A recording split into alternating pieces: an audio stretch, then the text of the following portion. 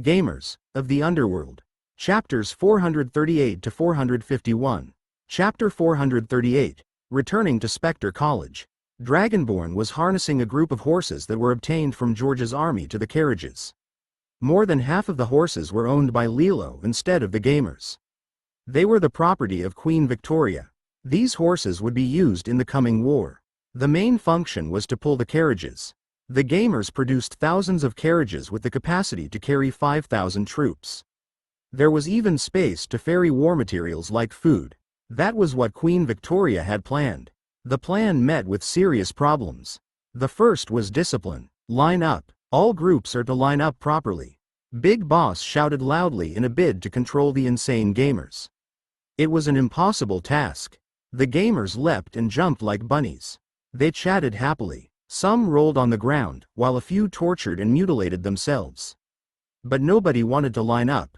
After trying for a few hours, Big Boss discovered that the gamers near Victoria Forest dwindled.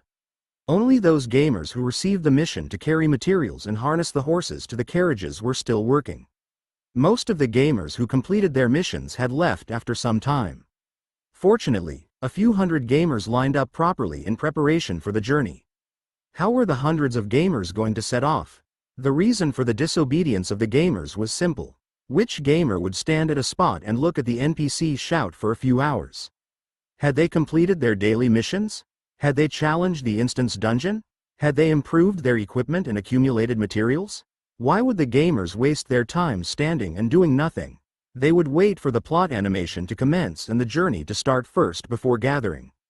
That was the reason. As the contingent wasn't fully assembled, the Victorian army was unable to set off. Lancelot didn't have a solution. A normal army depended on military law for discipline. Troops who flouted the rules were whipped or put to death. What about these gamers? They weren't afraid of death, so why would the whipping be useful?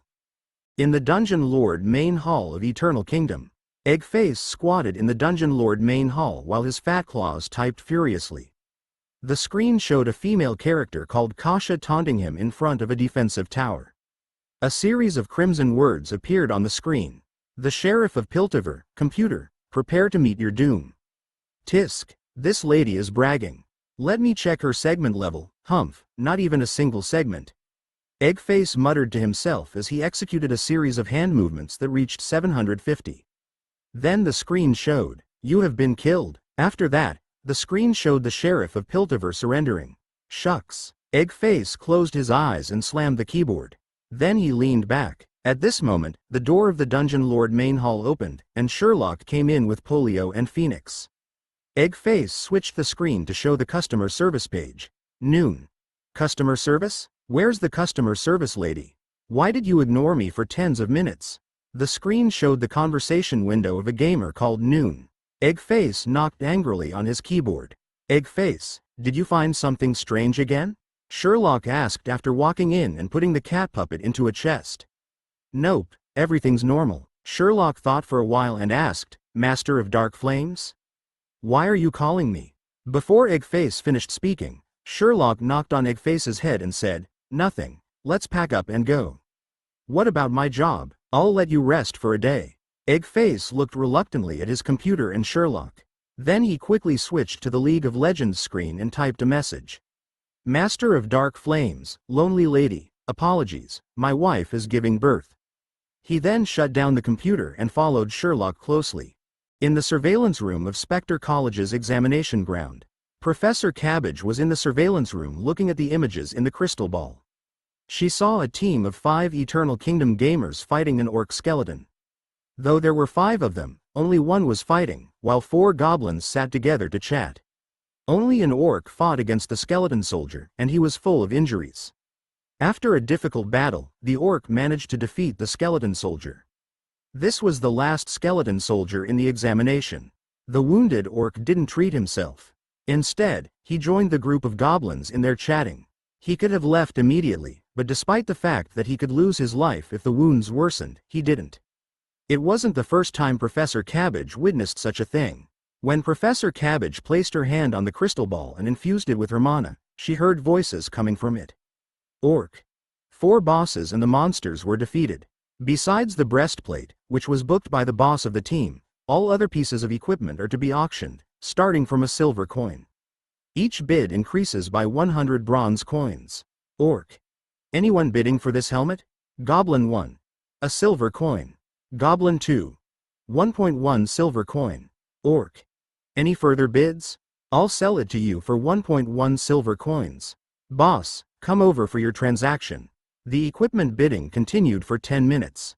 When the orc and the 4 goblins completed the equipment auction, the orc took 4 items that weren't sold. Orc. Bosses, add me on WeChat if you're challenging the instance dungeon. Message me directly on WeChat. I'll set up a team for you. Goblin 3. The challenge of the instance dungeon went smoothly and efficiently. What's your WeChat? I'll add you. Goblin 4. I'll add you too. Goblin 2. This game should refine the social media system. Though the realism is fantastic, it's inconvenient to shout for a team at the instance dungeon entrance. Goblin 1. Isn't that good? I don't find it troublesome. The 5 of them chatted as they walked towards the exit teleport portal. The pale orc looked as though he was dying. In fact, he died as he was stepping into the teleport portal. The 4 goblins carried him back to Eternal Kingdom. The Lich graduation examination ended with the death of the orc gamer. The 2 Lich candidates returned dispirited. Professor Cabbage remained silent. What was wrong with these combatants from Eternal Kingdom? Were they that weird? If Professor Bacon hadn't gone missing, Professor Cabbage wouldn't have received such a task. She only invigilated for a few days and saw many strange things. She finally understood why many Lich students failed in their examinations. These combatants were fearless in combat and had many strange props and weapons. It would be a surprise if the Lich students could defeat them. She recalled the monthly update of the Success Manual for Spectre College's graduation examination. At first, she felt that the notes within were hilarious, but on further pondering, they were useful tips. As Professor Cabbage was invigilating the next examination, she heard footsteps outside. She lifted her head and saw the Black Dragon and Sherlock with his pets standing at the door. Good afternoon, Professor Cabbage. It's late, but you aren't having lunch yet? Sherlock greeted her and walked in as he said, I heard from the students that you were here, so I came over. I didn't expect you to be working at this time. Lord Sherlock, if it's regarding Professor Bacon, don't worry. He's probably only helping those poor students, Professor Cabbage said as she rubbed her forehead to reduce her headache. No, I have reason to believe that this isn't a normal occurrence. Sherlock said to Professor Cabbage, if we don't make haste, Professor Bacon will die. Even his student Brainiac will be in danger. Professor Cabbage looked at Sherlock in disbelief. It can't be. I know that you won't believe me with just words. I have compiled all of the evidence and images of Professor Bacon's leads in here. Once you've viewed them, I'm sure that you'll believe my words, Sherlock said as he handed over an adamantine rock to Professor Cabbage. Chapter 439. Appearance of Wyvern. Such a thing happened? Professor Cabbage was horrified after looking at the images of the round adamantine rock. Professor Bacon was possibly kidnapped, and Brainiac was also possibly kidnapped after discovering a few leads. Like you saw, my employed Lich is involved. This is no longer just a matter of Spectre College, it also concerns an employee of Eternal Kingdom. Professor Cabbage nodded and said, I understand. Please follow me, I'll take you to see the principal. In a medium-sized room, a cloaked Lich stood by the window. He was able to survey the entire Spectre College. It was a rest day for Spectre College. Pom, pom, pom. Door knocks were heard outside. The cloaked Lich turned his head and said, please enter. The door was opened. Professor Cabbage led Sherlock and his 3 pets into the room. Principal, this is a matter involving Professor Bacon. I feel I have to report to you on the latest information, Professor Cabbage said frankly. Is it possible that Professor Bacon is playing a prank on us?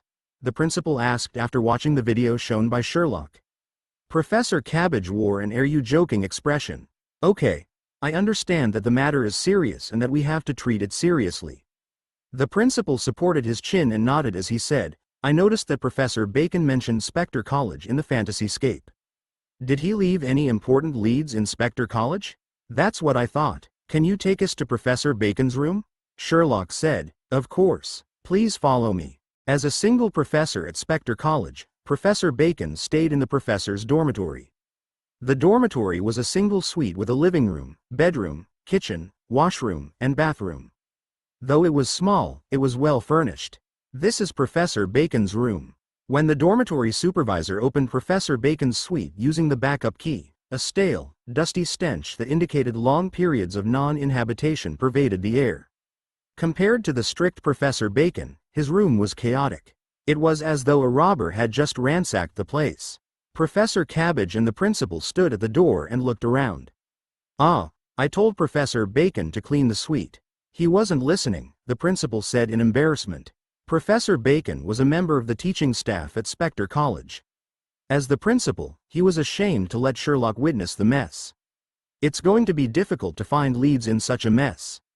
Professor Cabbage was critical in her comment, even with Professor Bacon missing. "No, it's not difficult." Sherlock went to a wall in Professor Bacon's room. It was full of various messy pictures and newspaper cuttings. "I see." The gamers of Victoria City finally set off. Lilo decided to copy Sherlock's method. She arrived at the destination first before setting up a rune mana teleport portal. It was different from the traditional marching of an army. The convoy consisted of only tens of carriages with 80 members and some materials used for setting up the rune mana formation. The leader was the human, Count Lancelot, while Big Boss Hamster was in charge of setting up the rune mana formation. Big Boss was able to set up a rune mana formation because Queen Lilo trained him overnight. Big Boss was sobbing and referring to his revision book during the journey. It was a worrying sight. Big Boss was sobbing not because of the difficulty of setting up the rune mana formation, but because it was his first time separating from his brothers since birth. The separation was like missing home. Besides the worrying Lancelot and the sad Big Boss, the gamers were extremely happy. They were the vanguards for attacking the York territory and could possibly defeat the Duke's troops before the other gamers. Then, all of the equipment and horses would belong to them. The gamers felt thrilled by this thought. There was a price. Lancelot said, "Our mission is to find a suitable location to build a reliable stronghold. We may not be able to return for 10 to 20 days. Please be mentally prepared." Did that mean that the gamers would be unable to do their daily missions during this period of time? They wouldn't earn any reputation points and game coins. Most of the gamers were unwilling to be the vanguards and waste 10 to 20 days. However, there were some gamers who volunteered. Lancelot selected 80 gamers with the best discipline. The other ill-disciplined gamers were excluded since they could cause the death of other gamers. It was safer to build a stronghold in the rune mana formation before letting them come over for the battle. Lancelot had given up hope of making the gamers behave like normal troops. The carriage convoy made its way on a plain outside the Moonlight Forest. On the first carriage was Count Lancelot's wife. He was the man who claimed to be the successor to the York territory that was shot by Softy's arrow. His name was Guinevere. Is Guinevere a man or a woman? On a quivering carriage behind the first carriage, Take a Spearhead was befuddled as he looked at his companion. "Ah, why did you ask such a question?" Sealhead Ling Chong looked blankly at Take a Spearhead. "He's a man." The elf NPC confirmed that he's a man, and the gamers who took care of him also said that he's a man, the gamer said. "We didn't confirm his gender, and his name is Guinevere. Isn't this the name of the wife of Arthur? That is a female name, and he's married to Lancelot." Softy was on the same carriage, and she gave her opinion. She suddenly recalled something and clapped her hands as she said, "Yes, is this a preparation for the future marriage system? A lot of online games have marriage systems. Maybe Dungeon will have one too. The marriage of a gnome and an orc. I can imagine the beautiful image," Take a Spearhead said, and all of the gamers on the carriage broke into laughter. They were in a good mood. The carriage in front suddenly stopped. Dragonborn saw Lancelot, Big Boss, and Guinevere leap off the first carriage. The other gamers also got off their carriages. "What's the situation?" Take a Spearhead was taken aback. Nobody knew what was happening. After they got off the carriage, they walked forward and saw a burnt land before the convoy. There were fragments of metal and wood and cooked fowl on the ground. However, there was no smoke, so they had been burnt quite a while ago. The grotesque thing was that besides the animals, there were humanoid creatures being burnt. There were a few dispirited humans sitting on the ground nearby, and there were a few severely burnt humans. It looked as though their convoy was attacked by rockets. There were no rockets in the game, only magic cannons, which didn't have the devastating power of rockets. If they were attacked by magic cannons, they wouldn't leave any corpses or carcasses. Lancelot surveyed the burnt land. He was in disbelief. What had happened? Those humans sitting down noticed the Victorians, and a few of them stood up and walked towards them. "Are you from Goldshire Town? Where is my son? Didn't he come with you?" A man whose beard was burnt in half looked over with hope. "Apologies, Lancelot was about to inform them of his identity, but the gamers had already started shouting. "That's right, we're from Goldshire Town. Do you have any missions for us? If you have missions, assign them to us. We'll complete the missions for you." "That's right, absolutely. We're not from Goldshire Town. We're from Victoria City. Are you silly? Why are you soliciting for missions? Aren't you from Victoria City? It's only right to answer honestly." Those humans who had just gone through a calamity were dumbfounded by the gamer's conversation. But Lancelot quickly answered, "Apologies, we're not from Goldshire Town, we're from Victoria City." "What happened here? Who attacked you?" Lancelot asked these questions to determine if there was any nearby danger. If his convoy encountered the same situation, he would be embarrassed. Though the gamers could revive, he and Guinevere could not. Lancelot wasn't willing to admit it, but he had the intention to protect Guinevere. "Just a little. It was a wyvern. We encountered the attack of a wyvern. That evil wyvern glided down and breathed fire. He treated us as his prey. My family was burnt to death by that evil creature. We have to take revenge." They started to wail in pain. Even the happy-go-lucky gamers were saddened by their plight. It was such a calamity.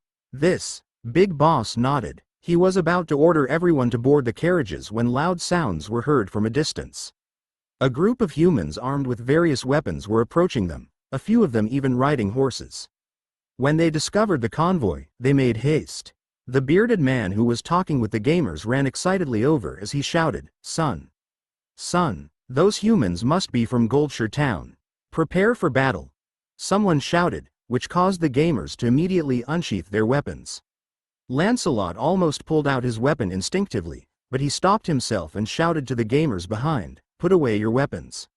They're not bandits. They're not bandits." There weren't many gamers, so the convoy was disguised as a merchant band to sneak into the York territory before setting up a stronghold. This was because Queen Lilo wanted to declare war based on succession rights and not launch an invasion. As long as they occupied the York castle, the war would be over. However, from the viewpoint of succession law, many things weren't in their favor. Lancelot glared at the gamers, but they were excited over the horses and equipment. They hesitated about whether to put away their weapons. Guinevere came forward and said to everyone, "Believe me, everyone. I know the mayor of Goldshire Town. He took care of me when I was down and out. He wasn't on the side of the evil Duke of York. He's not our enemy, but our possible ally." The gamers were still hesitating when Dragonborn said, "Put away your weapons. There might be further plot developments." Hoodlum waved his hand and said, "Put away your weapons. They don't have quality equipment. There's no need to fight." The other guild leaders also said similar stuff, and the gamers put away their weapons. The chatting didn't diminish. As there were only 80 gamers, the chaotic nature of the gamers wasn't prominent. Lancelot and Guinevere were relieved to see the gamers put away their weapons. Big Boss frowned during the journey. He was annoyed by the delay in the journey. The group of humans approached the gamers. The leader was a horseman, and from his armor, he looked like a warrior. "Who are you? Why are you here?" As there weren't many Victorians and there were no archers, the residents of Goldshire Town weren't wary. They ran over as a large group and stood before Dragonborn and the gamers. The leader surveyed the surroundings and questioned them. "Uncle Mayor." Guinevere pulled off his hood, his feminine face almost in tears. The horseman dismounted and ran forward in disbelief, saying, "Guinevere? I was worried about you.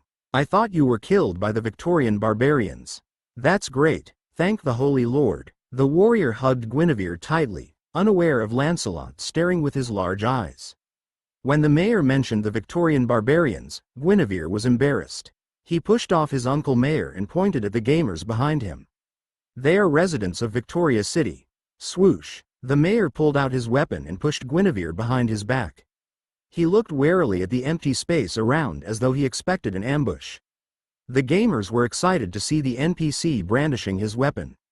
If a fight ensued, then the gamers couldn't be blamed for not holding back.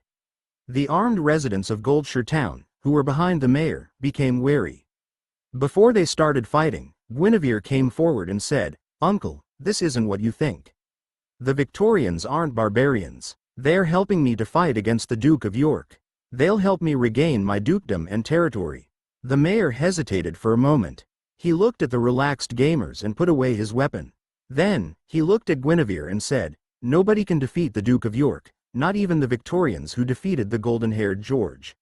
The next attack from the Duke will be more intense. You're meeting your doom. Listen to me, Guinevere, and leave for the Empire. You can have an ordinary life there." Guinevere lowered his head and didn't respond. The mayor sighed and said, "I know that I can't convince you." He walked 2 steps and approached the survivors while speaking to Lancelot and the gamers. "Apologies, Victorians. If you're going somewhere, leave immediately. There's a wyvern, and it's not safe anywhere. May the Holy Lord bless you all." Chapter 440. The principal was arrested. "May the Holy Lord bless you all. If our plan is successful, we'll return to help you," Lancelot said to the mayor of Goldshire Town. "Thank you for your kind gesture. I hope that you can come back unscathed," the mayor said to Lancelot. It wasn't a good blessing. The gamers finished watching the plot, but there was no further development. They were disappointed as Lancelot directed them to board the carriages. Meanwhile, the survivors talked to the residents of Goldshire Town. "Mayor, the wyvern is too much. Our town raised 3 chests of gold to reward courageous warriors who dared to kill the wyvern." "That's right, we have to kill that wyvern. Whoever kills the wyvern, I'll give a 50% discount for all of the items in my shop." "I'll give a discount too. I'll give 40%. The group of Goldshire Town residents spoke angrily. The 80 gamers who were about to leave got off the carriage. A Victorian resident with a deformed spine walked over. He said firmly to the residents of Goldshire Town, "We have decided not to leave. We'll kill the wyvern." In the dormitory of Professor Bacon at Spectre College. So, Professor Bacon was investigating these things? What did he intend to do? Professor Cabbage scrutinized the photographs and news cuttings on the wall. It was news about a terrifying devil, Frangipani. The word was written on the wall. "Who is that? What a dominant name." Eggface was terrified by the name. "It's the name of a commanding officer of the ancient gods," said the parrot on Sherlock's shoulder. "But I don't think too highly of him. I could beat him to death easily. It's a pity. During my time, he was already dead. You're cracking me up, meow. A silly bird claims to be able to beat a commanding officer of the ancient gods. My teeth are dropping out from laughing, meow." Polio laughed wildly as he rolled on the ground. "Huh? Do you have a problem, sick cat?" Phoenix replied aggressively. The principal was worried that the parrot and the black kitten were about to fight. He looked at Sherlock, who smiled and waved his hand as he said, "No problem, just some minor bickering between small animals." "Ah, I see." The principal nodded, but he looked slightly concerned. Professor Bacon was collecting news of Frangipani, but isn't Frangipani dead? Why would he collect information on Frangipani? Professor Cabbage asked solemnly as she narrowed her eye sockets. "Perhaps he's hungry." Eggface offered a possible reason. Or, Professor Bacon intended to summon and revive Frangipani. The principal lifted his head and said gravely. Sherlock, Professor Cabbage, and the animals turned their heads to look at the principal. They waited for the principal's explanation. "Ah, I discussed this issue with Professor Bacon. The students in ancient history class were discussing this knowledge, so I talked to Professor Bacon about this. I hope Professor Bacon's interest wasn't piqued by Frangipani during that time," the principal said with suspicion. "What should we do? Though we know Professor Bacon's interests, it doesn't provide any leads to his whereabouts." "Not necessarily." Sherlock pointed to a table. His finger slid across the table and pressed at a corner. A mana formation appeared, followed by the flashing of mana rays. A small book appeared on the table. Mana formation for item teleportation. Professor Cabbage recognized this mana formation.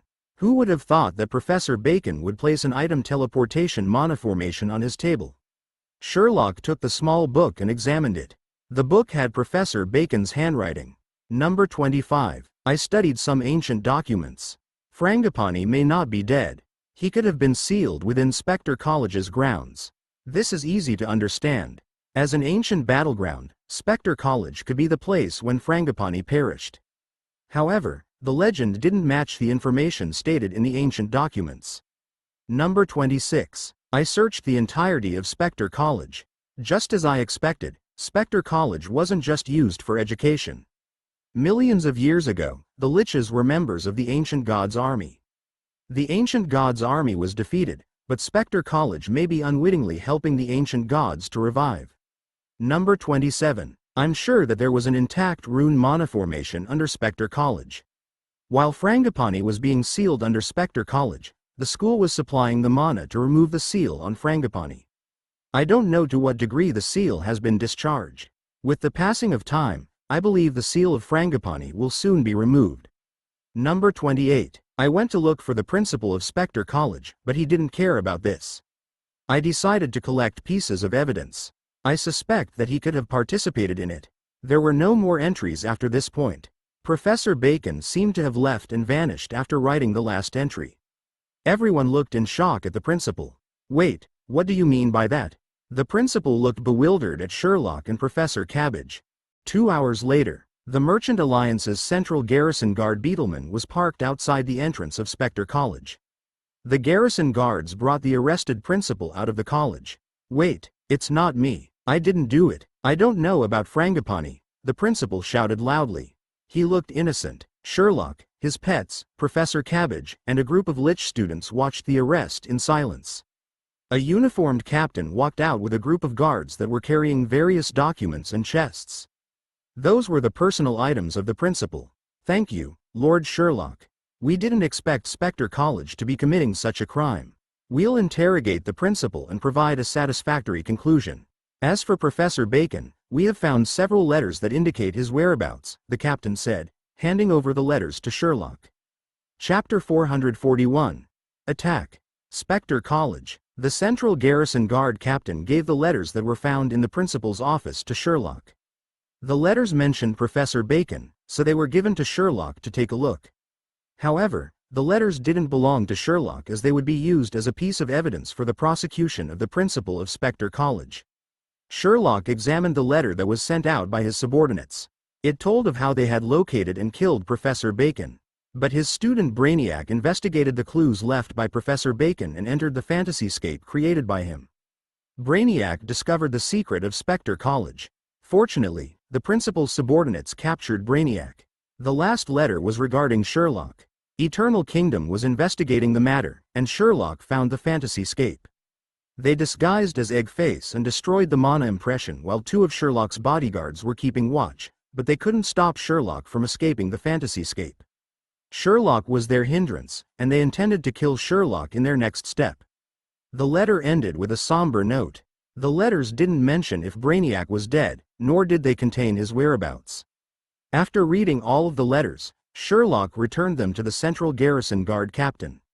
What an evil plan. They committed such heinous crimes just to revive Frangipani, Sherlock sighed and said. Don't worry, Lord Sherlock, the Central Garrison Guards will stop these evil creatures. We'll inform the Devil Management Committee to strengthen the seals of the ancient gods so that they have no chance to escape. Whether there's a mana formation sealing Frangipani, we have to wait for the specialists to complete their investigations. The Central Garrison Guard captain hailed his members and left the college with the principal.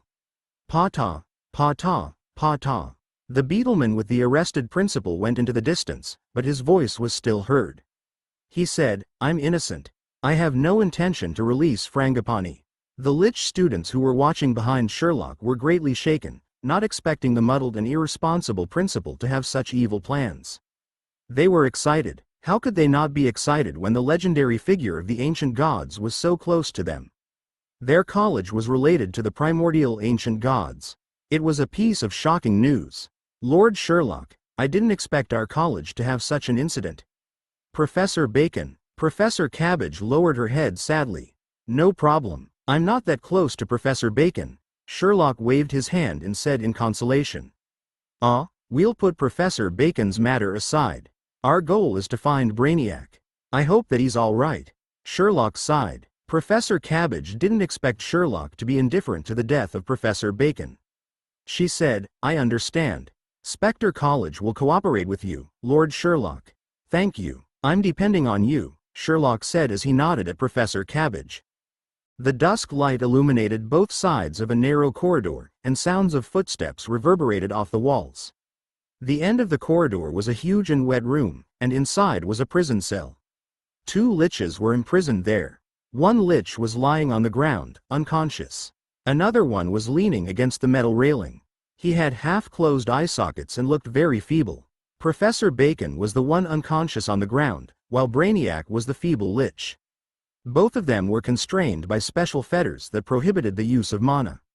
Liches who couldn't use mana were like normal skeletons. A dark figure stood at the entrance of the room. What tenacity! You're indeed a rare once-in-a-thousand-year genius, but you can't sustain yourself for long. Your power will be leached by the great Frangipani. You'll be the stepping stone for the revival of Frangipani, the dark figure said sinisterly as he walked towards Brainiac. You won't be successful, Lord Sherlock. We'll stop you. Brainiac spoke every word slowly. He grasped the metal railing at the side and struggled to stand up, but he failed. Lord Sherlock? Your trusted Lord Sherlock will become another stepping stone for the revival of Frangipani, the dark figure said maliciously. Even if Lord Sherlock is killed, there's Winterfell, the Merchant Alliance, and the Devil Management Committee. They are all stepping stones. And the 7 Devil Kings. They are stepping stones. And Brainiac wanted to continue, but the dark figure roared and interrupted Brainiac's sentence. Enough. No more rebuttals. Nobody can stop me. A voice was heard coming from the roof. No, I, King of Darkness, Master of the Magical Flames, the dominant dragon of Eternal Kingdom, Eggface, can stop you. A dark coil of matter dropped onto the ground. The body had a pair of small wings that were flapping with great effort. However, the wings had no lifting effect on the heavy body, so he landed with an embarrassing pom sound on the ground. Eggface sat on the ground. What? The sinister dark figure didn't expect a black dragon to appear. The dark figure dashed towards Eggface, and gray mana started to gather at the dark figure. In the next moment, numerous bones broke out from the ground and perforated Eggface's body like sharp pikes. There was no fresh blood. Instead, black mist seeped out from Eggface's body. The mist gathered and became a massive dragon head that glared at the dark figure. The dark figure didn't expect such an outcome and backed up 2 steps. Someone spoke from the prison cell, saying, "Apologies, but you're not facing Eggface. That's the ethereal polio who doesn't have a physical body. That's right, the polio who escaped from Bancasia and one of the 72 devils of Michelangelo. Are you surprised?" The speaker was Sherlock, who walked out of the prison cell. Beside him were Phoenix and Eggface. "I apologize, I have fooled you again. But who asked you to take me for a ride inside the fantasy-scape? I'm vengeful. This is my revenge, Sherlock." The dark figure looked at Sherlock in disbelief. "Sorry to give you a fright." Sherlock lifted his hand and said, "Professor Cabbage, to be honest, I never suspected you." The dark figure walked towards the light. From the silhouette and the clothing, it was easy to identify Professor Cabbage. "Tell me when you discovered my secret. I already made it inconspicuous." Professor Cabbage lowered her head and was wary. Her hands were filled with gray mist. "Sorry, I can't because I don't believe in explanations." Sherlock lifted his hand, and the parrot flew out. The parrot's body emitted crimson flames, which incinerated his feathers until he became a fireball. Just as the fireball engulfed him, a phoenix flew up, and his large wings extended out in the room. Even the temperature increased dramatically. The flaming phoenix dashed towards Professor Cabbage and the dragonhead polio, the strong flames engulfing them. It's time for the King of Darkness, Master of Magical Flames, to appear. Eggface brandished his fists as he walked forward. He howled viciously before flapping his wings to take off, but after trying a few times, he failed.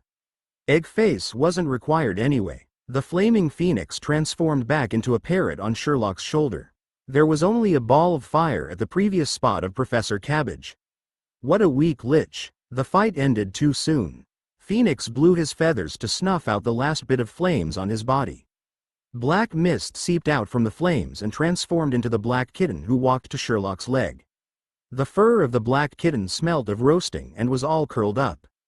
Polio looked angrily at Phoenix and shouted, "What was that? Are you looking to kill your friends too?" Sherlock remained nonchalant while the two of them bickered. He looked underneath his leg as a large mana formation appeared and expanded to fill the entire room. The mana formation in the room was only a part of a greater whole. From rough estimation, the surface area of this mana formation was huge. Professor Cabbage, who was lit up by Phoenix, had stopped burning and was showing dark burnt patches. Was she burnt to death? Polio asked as he looked at the burnt patches. The room started to quake, and the floor became muddy. Sherlock started to sink in slowly. Meow. Polio leapt and grasped Sherlock's trousers. As for Eggface, he was submerged halfway. He tried hard to flap his wings, but he was unable to fly up. Sherlock grabbed Eggface's wings and pulled him up. Eggface's wings started flapping, and he pulled Polio off the ground.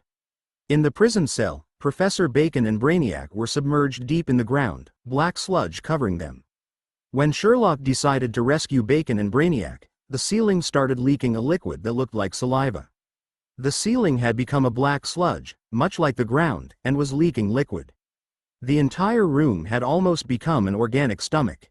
The liquid dripped on Sherlock's batwings and eroded the feathers. Small holes even started appearing on the batwings. Sherlock took out a scroll and tore it. The teleport scroll's mana formation appeared before Sherlock. Afterward, Sherlock and his three pets vanished. With the flashing of white rays, Sherlock, Eggface, Phoenix, and Polio appeared before the Dungeon Lord main hall in Eternal Kingdom. The nearby gamers were given a fright by the sudden appearance of Sherlock. His eroded body was emitting steam, and his batwings were full of holes. This was an important plot animation. The gamers gathered, wanting to know what was happening. Before Sherlock spoke, the gamers who were near the teleport portal main hall and about to enter the instance dungeon shouted, "Gosh, what's happening? Why aren't we able to enter Spectre College? Is it a bug? I can't enter either. Everyone is unable to travel to Spectre College. Shucks. What's happening to the gamers who are already over there? I don't know. Let me ask on the discussion forum." Sherlock looked at the commotion at the teleport portal main hall and thought for a while. Then he shouted at the gamers, "Everyone, gather. Prepare for a massive battle, my citizens." At Spectre College, the Lich students hadn't recovered from the surprise of the principal being arrested. They were chatting about the principal's arrest. They didn't notice that the ground underneath the college started shimmering. Soon, the quaking was felt all over the college. A student asked, bewildered, "Earthquake? I don't know. Perhaps it's an earthquake? Did Spectre College have earthquakes before?" The students didn't know what was happening. Then, a chilling voice came from underneath the college. "Who dares to summon me? Frangipani." The gamers of Victoria City accidentally obtained the Wyvern hunting mission, whereas the gamers of Eternal Kingdom received a new plot mission. Sherlock came back with injuries. Even the teleport portals to Spectre College were shut down, making the gamers unable to access Spectre College. It wasn't important. The important thing was what Sherlock announced. "Warriors, the Void Army is making its moves." They occupied Spectre College and obtained sufficient energy to attack the world. "I have to inform you that Ba, Manaroth, Khan and their new commander, Cabbage, were involved in a conflict. Cabbage killed Ba, Manaroth, Khan. Fortunately, I preserved his other spirit, but Cabbage imprisoned Ba, Manaroth, Khan and your Lich commander, Brainiac. Cabbage is releasing the legendary Ancient Gods commander, Frangipani. Now is the time for our counterattack. Let's attack Spectre College." That was the important message. Gosh, what a loose plot. Previously, we were in search of strange encounters. Perhaps they were for this plot? Burning Chest Hair said unhappily. "I think so. We found the shop with the strange encounter mission, and it was burnt down. This is the plot development for what transpired." Peasant nodded in agreement. "Stop discussing. Let's gather at the teleport portal." "Shirley's opening the portal," Sylvanas said. The gamers of Eternal Kingdom gathered at the teleport portal main hall, where Sherlock was opening a new teleport portal. The destination was Spectre College's main entrance. Sherlock had already installed a teleport rune mana formation outside Spectre College when he went there. Now he was able to use it. Sherlock stood before the rune mana formation as he infused it with mana, while the gamers waited in anticipation. Some gamers were pushing the ballistas that were to be used for the siege. They were preparing to conquer Spectre College.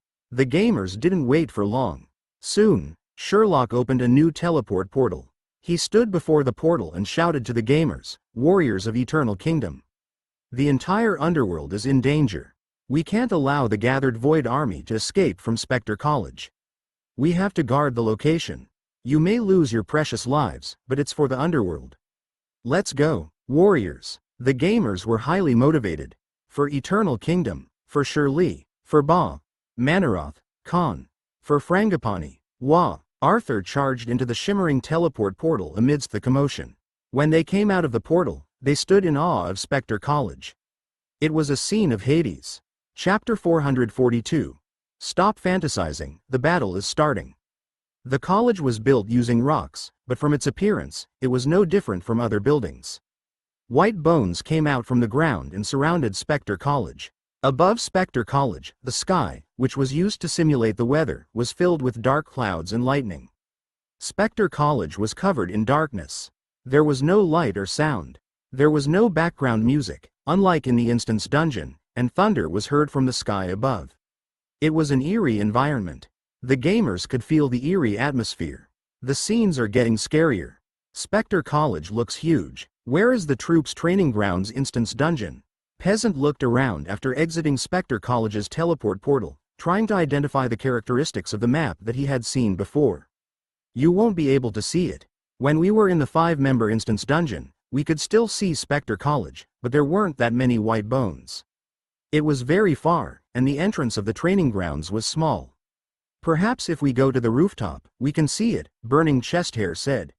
More gamers exited the teleport portal, and there were many more gathered gamers. Some impatient gamers wanted to charge into Spectre College and start killing the enemy. However, they were unable to get free of Sherlock's restraint once they were in range. They went into plot animation mode and felt like there was an air wall in front of Sherlock. The plot continued. Warriors, I can feel the evil power of the Void Army. Make haste and build up your defenses.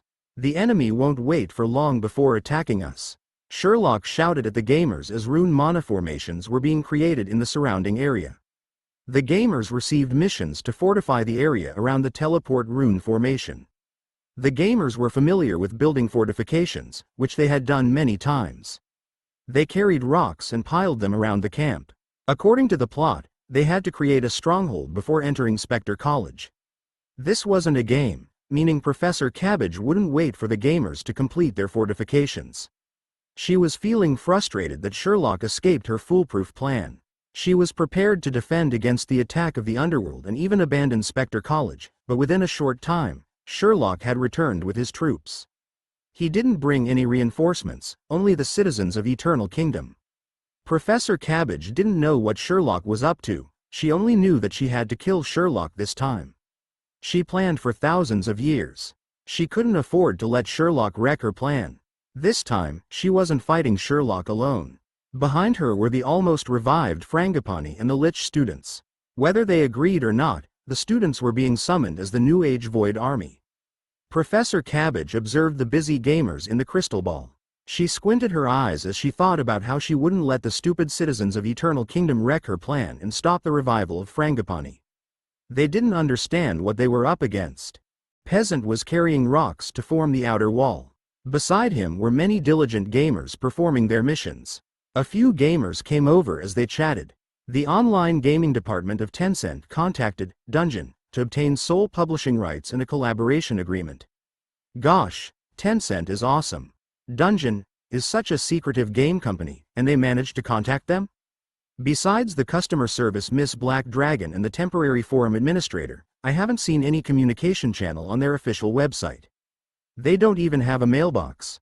They aren't contactable in reality as there's no mailbox or office address. The Tencent employee intended to chat with Miss Black Dragon to obtain contacts. When we were attacking the Black Volcano, customer service was on leave. Recently, customer service came back online, but the Tencent employee is still queued up for a chat. Ha ha ha ha. They also created a collaboration post on the discussion forum, but there hasn't been an official reply. Only the gamers who disguised themselves as game officials replied. Besides Tencent, To-Do and NetEase also created posts on the discussion forum, but there haven't been any official replies. Interesting. Will we have broadcasters live streaming the game? That's definite. This game is so awesome. Though the plot isn't so good, the effects are good. If there's live streaming, the game will be so popular. Perhaps there will be a global competition like LOL. That's not possible unless there's American and European customer service. Otherwise, we'll, at most, have a national competition. I wonder when the game will roll out to international gamers. I look forward to it. I look forward to it too. I wonder if I can meet foreigners and beat them to a pulp. I'm thinking of becoming a dungeon lord. I want to be a dungeon lord too. It's exciting just thinking about it. The gamers chatted, but there was no new information. The gamers had discussed the trend of the game in the discussion forum. They wanted to become dungeon lords, but it didn't appear to be practical right now. If there were competition and live streaming, Peasant started imagining. He fantasized about how he was live streaming the game as numerous rich audience members rewarded him with multiple rockets. The fangirls would mention his name on the forum and ask him for tips. He would be setting up the competition at Tencent and represent a professional team in the game competition. The stage below would be full of his fans waving light sticks and shouting ecstatically. Some of the fans would even be moved to tears. And he would be smiling contentedly as he slipped into the gaming capsule. Peasant, come over, the entrance is opening. There are many huge monsters. The battle is starting. While Peasant was lost in his imagination, his comrades shouted to him. Chapter 443. Start of Battle. Spectre College's army flooded out from the main entrance not long after the gamers arrived at the college. There were countless skeleton soldiers emerging from the main entrance. Many skeletons had the labels, such as educational specimen used in Spectre College. It was no problem for the gamers. They treated them as monsters if they had a health bar. Arthur checked the equipment and items in his backpack. His main weapon was Caesar's blade, and his shield was Caesar's shield. He wore a whole set of Caesar's equipment, including Caesar's breastplate, Caesar's pauldrons, Caesar's plate legging, and Caesar's metal shoes.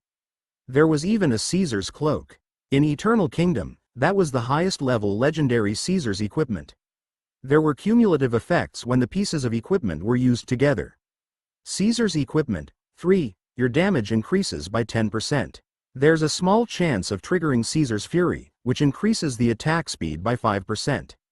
Caesar's equipment, 5, you will obtain the protection of Caesar's power. Your defense increases by 10%. Caesar's equipment, 9, during PvP combat, you have a small chance of causing sudden death to your opponent. The first two cumulative effects added 10% to both damage and defense.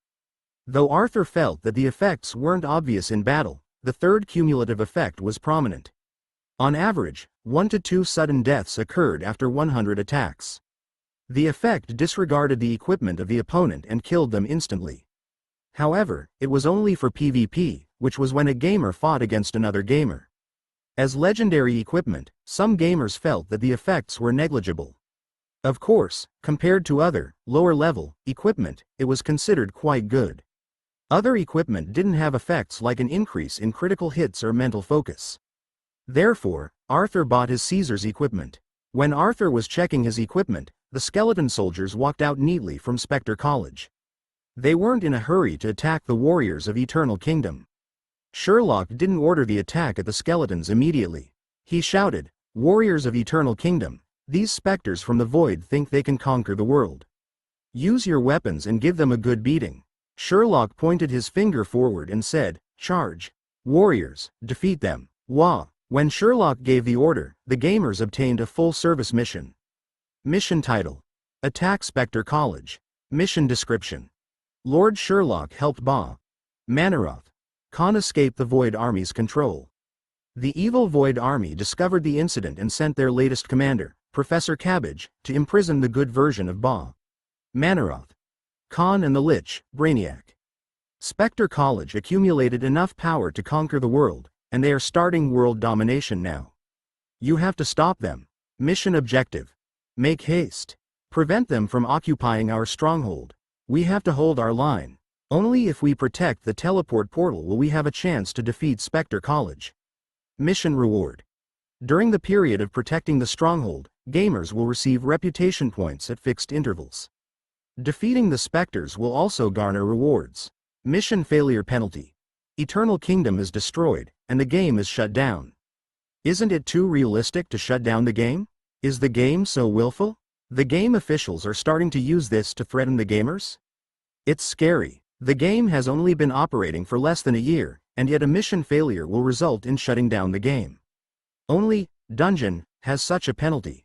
Shucks. We have to stake our lives. Otherwise, the game will shut down. What about the magic cannons? Why didn't we bring along the cannons? The magic cannons are here. Give way. We've just removed them from the airship. Gundam. Bring out the Gundam. The Gundam is unable to go through the teleport portal. The gamers attacked according to Sherlock's order. Arthur was in the crowd charging forward. The strength of the skeleton soldiers was about the same level as the skeleton soldiers in the instance dungeon. However, the number was overwhelming, and there were no safety measures. In the instance dungeon, the skeleton soldiers could only attack if there was proximity. Now, they attacked at will. The gamers were no longer the combatants in the instance dungeon. Without restrictions, gamers could use all sorts of weapons, like ballistas and magic cannons. The combat in the game was ultra-realistic. The gamers couldn't feel exhaustion, but if they were exhausted, they wouldn't be able to move their hands or feet. Arthur was very familiar with the combat system and knew how to conserve his strength. When the gamers charged, the skeleton soldiers also charged at the gamers. An orc skeleton charged at Arthur, and Arthur lifted his shield to deflect the axe of the orc skeleton. Another orc smashed his hammer on the orc skeleton, and the skeleton frame disintegrated. Arthur didn't advance forward. Instead, he braced his shield and followed the surrounding gamers tightly. The guild members of the Pioneer Alliance surrounded Arthur. The other big guilds were using the same tactics. Only a few inexperienced individual gamers were charging around. The group battle in the game was like a war, so the gamers had to fight like soldiers. Only if they made use of group cooperation would they have the best combat power. Most of the guilds realized the importance of this tactic and made use of the guild structure to apply it. The lines held by the gamers were continuously challenged by the skeleton army. Using the proximity of the revival point, the lines of the gamers remained intact, and they advanced steadily. Occasionally, the magic cannons fired a volley and vaporized a huge portion of the skeleton army. Sherlock wasn't in a hurry to engage in combat. He was directing the war effort. When a small portion of the skeleton soldiers broke through the lines, Sherlock would finish them off. Professor Cabbage observed the battle clearly in her crystal ball. Within a short time, the warriors of Eternal Kingdom were unable to enter Spectre College. Professor Cabbage's plan was to drown them in the sea of skeletons. But now, she was unable to achieve her goal. Professor Cabbage was indifferent. As long as she could stop them from entering Spectre College, she could finish the revival of Frangipani. The process couldn't be interrupted. A few Lich students whose eye sockets were lit with gray flames stood before Professor Cabbage. They were outstanding students. Go and assist those skeleton soldiers and kill the warriors of Eternal Kingdom. Professor Cabbage ordered them. Those students nodded like robots. It seemed as though they were being controlled. They then turned and left. Professor Cabbage held her crystal ball and walked towards the depths of the college. At the central courtyard of Spectre College, lines of students stood in the middle, and a huge box made of bones was placed there. Those bones had quivering flesh stuck to them. Below the box was a large mana formation that covered the entirety of Spectre College. With every flash of the mana formation, the mana of the Lich students would be leached to the ugly and grotesque monster. All the Lich students were mana sources for reviving Frangipani, and the huge mana formation was the leeching tool. The great Frangipani. Cabbage walked towards the ugly box. She lifted both of her hands and said excitedly, "The time has come. I'm about to release you." When the mana formation shimmered, even a portion of Cabbage's mana was leached. However, Cabbage was indifferent. She looked at the crystal ball. The warriors of Eternal Kingdom were still fighting, and Sherlock was directing them in the middle. Those fools would have a taste of Frangipani's rage. They had to interrupt the revival process at such a critical moment, but it was too late. "I see." A voice came from above her head as Cabbage walked excitedly towards the ugly box. Cabbage lifted her head in shock and saw Sherlock flapping his healed bat wings while flying in the air. "I was expecting a more powerful primordial mana formation, but it turned out like this. For thousands of years, the students of Spectre College have been used as batteries?" Sherlock asked as he hugged his arms and floated in the air. Cabbage examined her crystal ball in disbelief. Was Sherlock not in the crystal ball? Stop looking. I told you about Polio, who escaped from Bancasia. Have you heard of Polio, who was one of the 72 devils? He doesn't have a physical body and can transform into any creature, Sherlock said with a smile. Chapter 444, Courtyard Battle. Sherlock floated in the sky above the central courtyard of Spectre College, a parrot perched on his shoulder. Below him was a courtyard filled by liches whose eye sockets were glimmering with gray light. The mana formation shimmered while drawing mana into the large ugly box. Kill him. Professor Cabbage pointed to Sherlock and ordered her students, who lifted up their heads as mana started to gather on their hands. Dark clouds with thunder and lightning appeared above Sherlock's head. Hold tight, Sherlock shouted and flapped his wings. He rose up and disappeared in the dark clouds. Numerous mana rays shot into the dark clouds, and various colored clouds exploded, making the dark clouds look like multicolored cotton candy. The mana attacks continued for a few minutes before Professor Cabbage gave the order to stop. She squinted her eye sockets and observed the dark clouds. After all of the mana attacks were terminated, the dark clouds were still there. They must have been created by Sherlock. The dark clouds didn't dissipate. Professor Cabbage watched them intently. Soon, a flaming color pervaded the dark clouds. With a sharp and crisp shriek, the flames pried open the dark clouds, and a phoenix with extended wings dashed out. The huge wings were about 10 meters wide. The large flaming phoenix dove down at the liches and engulfed them in an inferno. Shrill screams were heard wherever the phoenix went, the flames scorching the controlled lich students. Large fireballs trailed Phoenix as he flew past, and flames bathed the entire courtyard. Compared to the large number of lich students, the flames could only inflict limited damage. Phoenix's flames didn't spread. Immediately after the flames started, gray mist surrounded Phoenix, and his flames were unable to penetrate it. From far, it looked as though there was a constricted ball of fire that was surrounded by gray mist flying around in the sky. Sherlock surveyed the group of liches below to locate the lich who had released the gray mist. Soon he found that lich. It wasn't Professor Cabbage, it was Brainiac. Brainiac was like the other lich students, his eye sockets filled with gray light. He lifted both of his hands and controlled the gray mist that shrouded and restrained Phoenix's flames. Sherlock flapped his wings to gain altitude, then dove down towards Brainiac. At that moment, a group of white gargoyles flew out from the education block of Spectre College. The gargoyles extended their sharp claws and bared their fangs at Sherlock. However, the gargoyles were unable to harm him and were shattered by Sherlock's punches. Not only did the gargoyles slow down Sherlock's advance towards Brainiac, but the shattered gargoyles weren't completely destroyed. They slowly reassembled their broken fragments to form a tall humanoid with a pair of wings. It looked like a rock statue with wings. The shattered gargoyles continued to be added to the body of the giant statue. The giant statue punched at Sherlock, who didn't dodge. He lifted up his fist and punched the giant statue's fist, which was much larger. The two fists collided and created a loud bang, and the giant statue's fist started showing dense web-like cracks. Large cracks spread from the giant statue's arm. Within 3 seconds, the giant statue's fist broke into pieces, the large rock fragments falling to the ground and smashing several skeletons.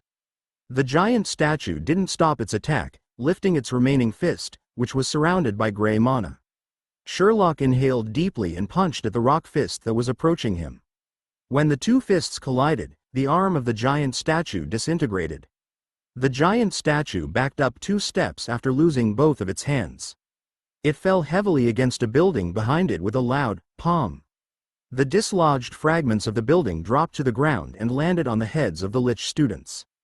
The small fragments didn't cause any harm, but the large fragments flattened several lich students. The mana formation on the ground spread to the giant statue's body, and mana infused into his body, which then shimmered with energy. Lord Sherlock, this giant statue looks different from the common magical puppet. Let's find the puppet manipulator, Brew said to Sherlock. Sherlock had found the possible puppet manipulator among the lich students. It was Professor Bacon. Professor Bacon was like the other liches, his eye sockets glimmering with gray light. Professor Bacon was also controlled by Professor Cabbage. Sherlock guessed that the control method was via the huge mana formation underneath Spectre College. Lord Sherlock, what shall we do? Do we kill Brainiac and Professor Bacon? For the sake of the Underworld, it might be necessary, Bruce said to Sherlock. Though your suggestion is good, it's not easy for me to find free labor. I'll not destroy my precious employee. Sherlock rejected Bruce's suggestion without thinking. He looked at the entrance of Spectre College and heard strange sounds. Professor Cabbage also discovered strange sounds. She turned her head to observe the crystal ball and couldn't believe the images she saw. The Spectre army, which was deployed to stop the gamers, was being decimated by a huge Gundam. The gamers followed behind the Gundam and cleared the remaining skeleton soldiers. Yoda dismantled the Gundam parts and reassembled the Gundam at the stronghold. As the parts were designed by hemp rope technology, he implemented an easy way of dismantling and assembling the Gundam. The assembly of the Gundam was completed within a short time due to the fact that the gamers were familiar with the Gundam parts. The Liches had never seen such a weapon. They were already unable to break the lines held by the reviving gamers, and now, there was an invincible Gundam. The Liches were unable to hold their own lines, and they couldn't fight directly with Gundam. Arthur was in the cockpit of the Gundam.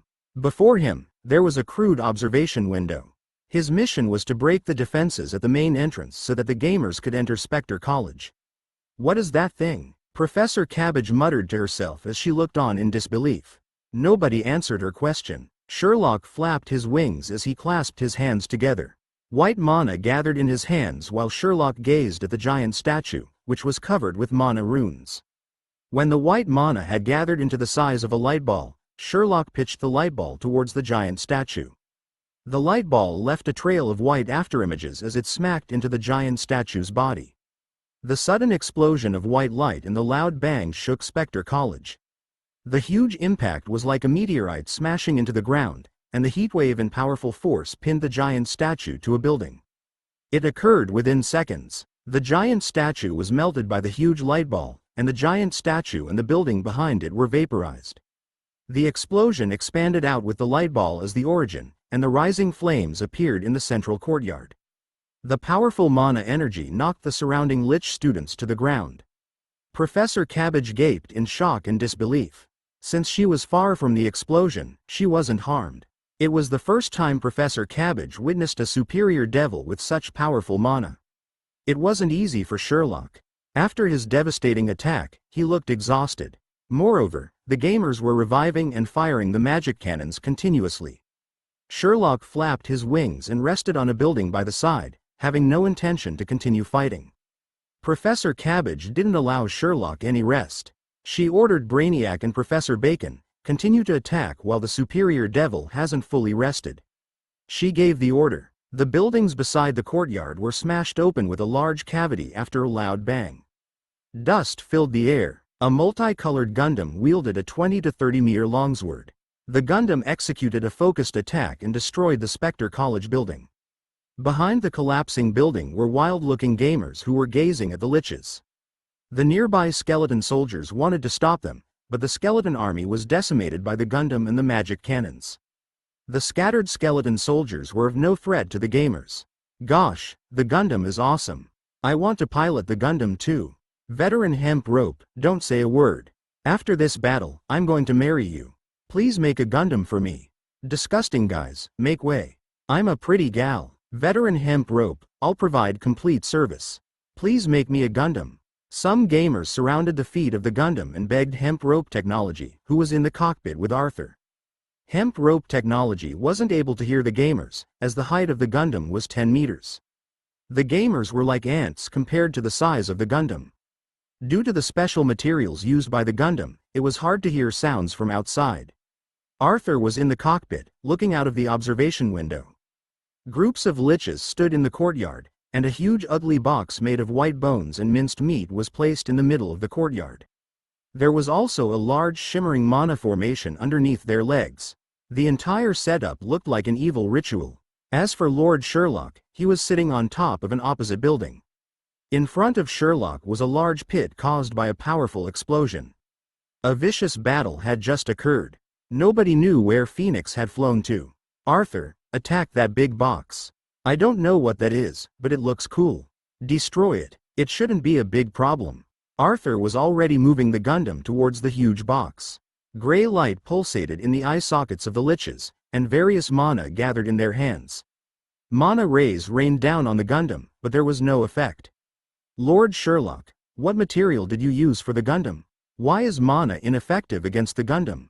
Brew asked in surprise. Nothing much. I spent millions of magic stones to purchase a rare ore that has anti-mana properties, and it was applied to the surface of the Gundam. I felt that it was too expensive, but the result is better than my expectations, Sherlock said as he stood at the railings of the building and smiled. The Gundam strolled past the Lich students who were releasing mana in a frenzy. You are farsighted, Lord Sherlock, Brew complimented Sherlock. Though the Gundam has anti-mana properties, the defenses have to be improved. It's weaker than the prototype robot, but it's more than sufficient for these skeletons. They don't have any heavy weapons, Sherlock said, smiling. The manipulated Brainiac tore a scroll. Gray mana gathered on Brainiac's body, and small balls of mana engulfed large building fragments that were tossed at high speed at the Gundam. Arthur, be careful, hemp rope technology shouted as the gray balls came at them. Arthur noticed the incoming light balls and executed evasive maneuvers.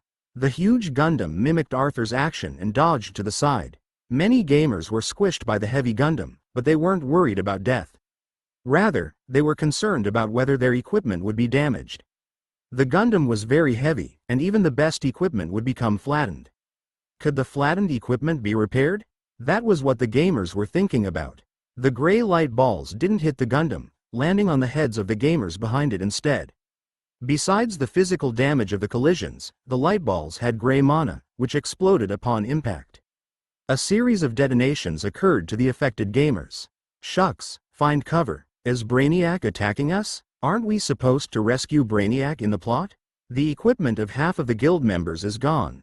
After the explosion, the gamers were complaining, but they instinctively looked for cover. They were wary of Brainiac's second attack. After performing a side roll to evade the light balls, the Gundam placed one of its hands on the ground for support. Then, it stood up and charged towards the ugly box. Though Arthur would like to kill Brainiac, he was too far away. Moreover, there were too many liches blocking his way. It wasn't practical to attack Brainiac. Arthur knew that while the anti-mana property of the Gundam was good, its defenses were weak.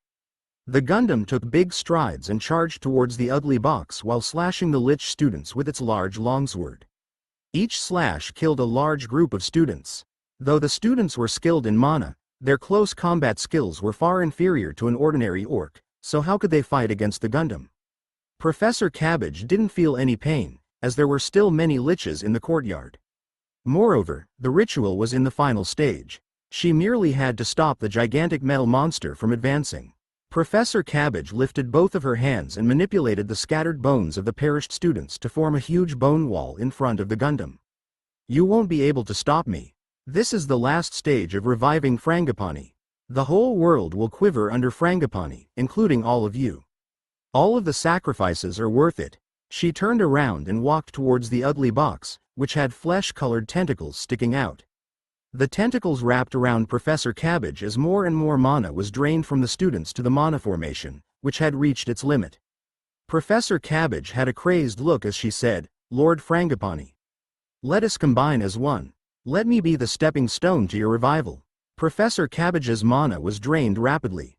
Before long, she was sucked dry until she became a pile of white powder that scattered in the air. The gamers watched the scene, worried that the mission was going to fail. There was no reaction from the huge box, and the mana formation was still draining the students' mana. The huge box only quivered. The gamers could feel the impatience of the ugly box. The feeling was like, why am I not satiated yet? Arthur broke through the bone wall. As he was nearing the box and was about to slash with his huge longsword, his body went into plot animation mode. Sherlock flapped his wings and floated in between Arthur and the big box. He hugged his arms and observed for a while before saying, Professor Cabbage's math is pretty bad. The draining of mana wasn't completed, and she sacrificed herself. Is the revival of Frangipani going to fail? Sherlock spoke with dissatisfaction. Lord Sherlock, it's a good chance to disrupt the revival ritual. The Devil Management Committee and the Merchant Alliance will give us a handsome reward. We can purchase a new dungeon core, a large quantity of materials, and war equipment. I can imagine us conquering the world. The first step starts with occupying Winterfell, Bruce said excitedly. Sherlock didn't respond. He flapped his wings and got closer to the big box. The tentacles felt a mana source approaching and edged closer to Sherlock to probe. Sherlock didn't evade the tentacles. He lifted his arm and allowed the tentacles to wrap around it. Mana was drained from Sherlock. Lord Sherlock? Brew asked, puzzled. No problem. I feel that Frangipani looks good in appearance. He's suitable to work for Eternal Kingdom. I'll offer him promising and satisfactory benefits. Of course, the prerequisite is that he must be revived. Don't you think so? Sherlock looked at the shimmering box and said. After draining enough mana, the tentacles retracted, and a loud deafening bellow was heard. Chapter 445. Brainiac's Fury. Sherlock and Brew's conversation couldn't be heard by the gamers, who were far away. To them, it was a plot with great special effects. It was a pity that the gamers didn't have a chance to fight against Professor Cabbage before she merged together with the strange box. Lord Sherlock was grabbed by the tentacles of the box, then they heard a loud bellow. The mana formation underneath Spectre College gathered on the box, and the gray light in the eye sockets of the Lich students vanished with the disappearance of the mana formation. What happened? Where is this place? Earthquake? What's this about? Why are the examination combatants in our courtyard? Is this a rehearsal? The Lich students recovered their senses and started chatting. When they saw the chaotic situation and the disintegrated white bones of other students, they started to panic. They also noticed the big box in the middle of the courtyard. The box moved slowly and became a meatball with numerous flesh-colored tentacles, and soon, a bone-based shell covered its entire body. Roar! The meatball waved its tentacles and screamed. Run! After one student shouted, all of the students fled in different directions. Sherlock didn't stop them, while the gamers were in plot animation mode. The Lich students who didn't escape wanted to communicate with the gamers and find out what happened, but the gamers couldn't speak since they were in plot animation mode. They could only blink their eyes at the students. Some Lich students ran to the meatball. Before they could find out what it was, they were captured by the waving tentacles and turned to white bone powder like Professor Cabbage. Those Lich students who hadn't left started fleeing. Pandemonium broke out. Lord Sherlock, we have to end the battle fast. Once the students escape, they will report to the garrison guards. If other creatures get to see the scene, it will be difficult to recruit new employees, Bruce said to Sherlock. What you've said makes sense. Sherlock nodded. He flapped his wings and landed on the ground, then pointed to the meatball and said to the gamers, warriors of Eternal Kingdom, we can't let the evil Void Army commander leave here alive. Attack! For Eternal Kingdom! A skeleton hand broke out of the ground, then numerous skeleton hands broke out, and the disintegrated skeletons of the students started to reassemble. Not far from the meatball, the eye sockets of Professor Bacon, Brainiac, and other professors were glimmering with gray light. The meatball didn't relinquish control over them. I'm Frangipani. You pathetic mortals dare to disrupt my revival ritual. Face the wrath of the ancient god's army. His words sounded like the well-scripted dialogue of an antagonist. The revived Frangipani shouted, and his voice sounded like he was trapped in a box. The manipulated Lich professors made the skeleton soldiers walk towards the gamers, and a gray light ball appeared once again in Brainiac's hand just as the plot animation mode of the gamers ended. The gamers charged towards their enemies. Arthur, let's attack. In the Gundam, Hemp Rope Technology, who was the data monitoring and testing crew, shouted to Arthur. Acknowledged. Arthur didn't know what direction Brainiac's mana was aimed at. If the powerful gray light ball hit the Gundam, the consequences would be dire. Everyone put in a lot of effort to produce the Gundam, and Arthur didn't want it to be destroyed. Arthur started running. The charging gamers watched the Gundam run past them and started cheering. Frangipani also discovered this metal monster. He waved his tentacles and smacked them at the Gundam. The Gundam squatted down while both its hands grasped its longsword and swung it at the tentacles. The tentacles were severed. Sherlock spent a fortune to produce the Gundam, so the weapon was definitely not a toy. The longsword sliced through the tentacles like it was cutting through a cabbage, and the convulsing tentacles fell to the ground where the gamers were. The nearby gamers started hacking the tentacles with their weapons. What a big piece of tentacle. I wonder how much money it will fetch. Perhaps it's a mana material or an alchemy material. Grab them. The gamers shouted amidst the chaos. Arthur wasn't bothered by them as numerous tentacles continued their attacks on him. The severed tentacles also started to regenerate at a rapid pace. Lord Sherlock, your weapon is very powerful. Perhaps the Gundam is able to defeat Frangipani, Bru said happily to Sherlock. A few tentacles were about to strike the Gundam when two of them were severed by the longsword. However, the other tentacles smacked on the Gundam, and it reeled back and crashed into a building with a loud booming sound. The crash created a huge cavity in the building, which began to quake. It used to be the classrooms of the Lich students, but now, it was in ruins. There was dust and debris everywhere. Reinforce Arthur, not wearing pants, shouted to the guild members when he saw Arthur reeling after being hit. Ice knowledge of the past, illusions abound, summon the snowstorm from my wrist. Hail the elf's contract, follow the terms and bestow me the greatest mana and elf power, such that destruction reigns supreme. Gamers started their mana incantations, and different elemental mana flew out toward Frangipani. Some of the mana hit upon the skeleton soldiers and Frangipani's tentacles, but there wasn't much harm inflicted. The damaged tentacles quickly regenerated.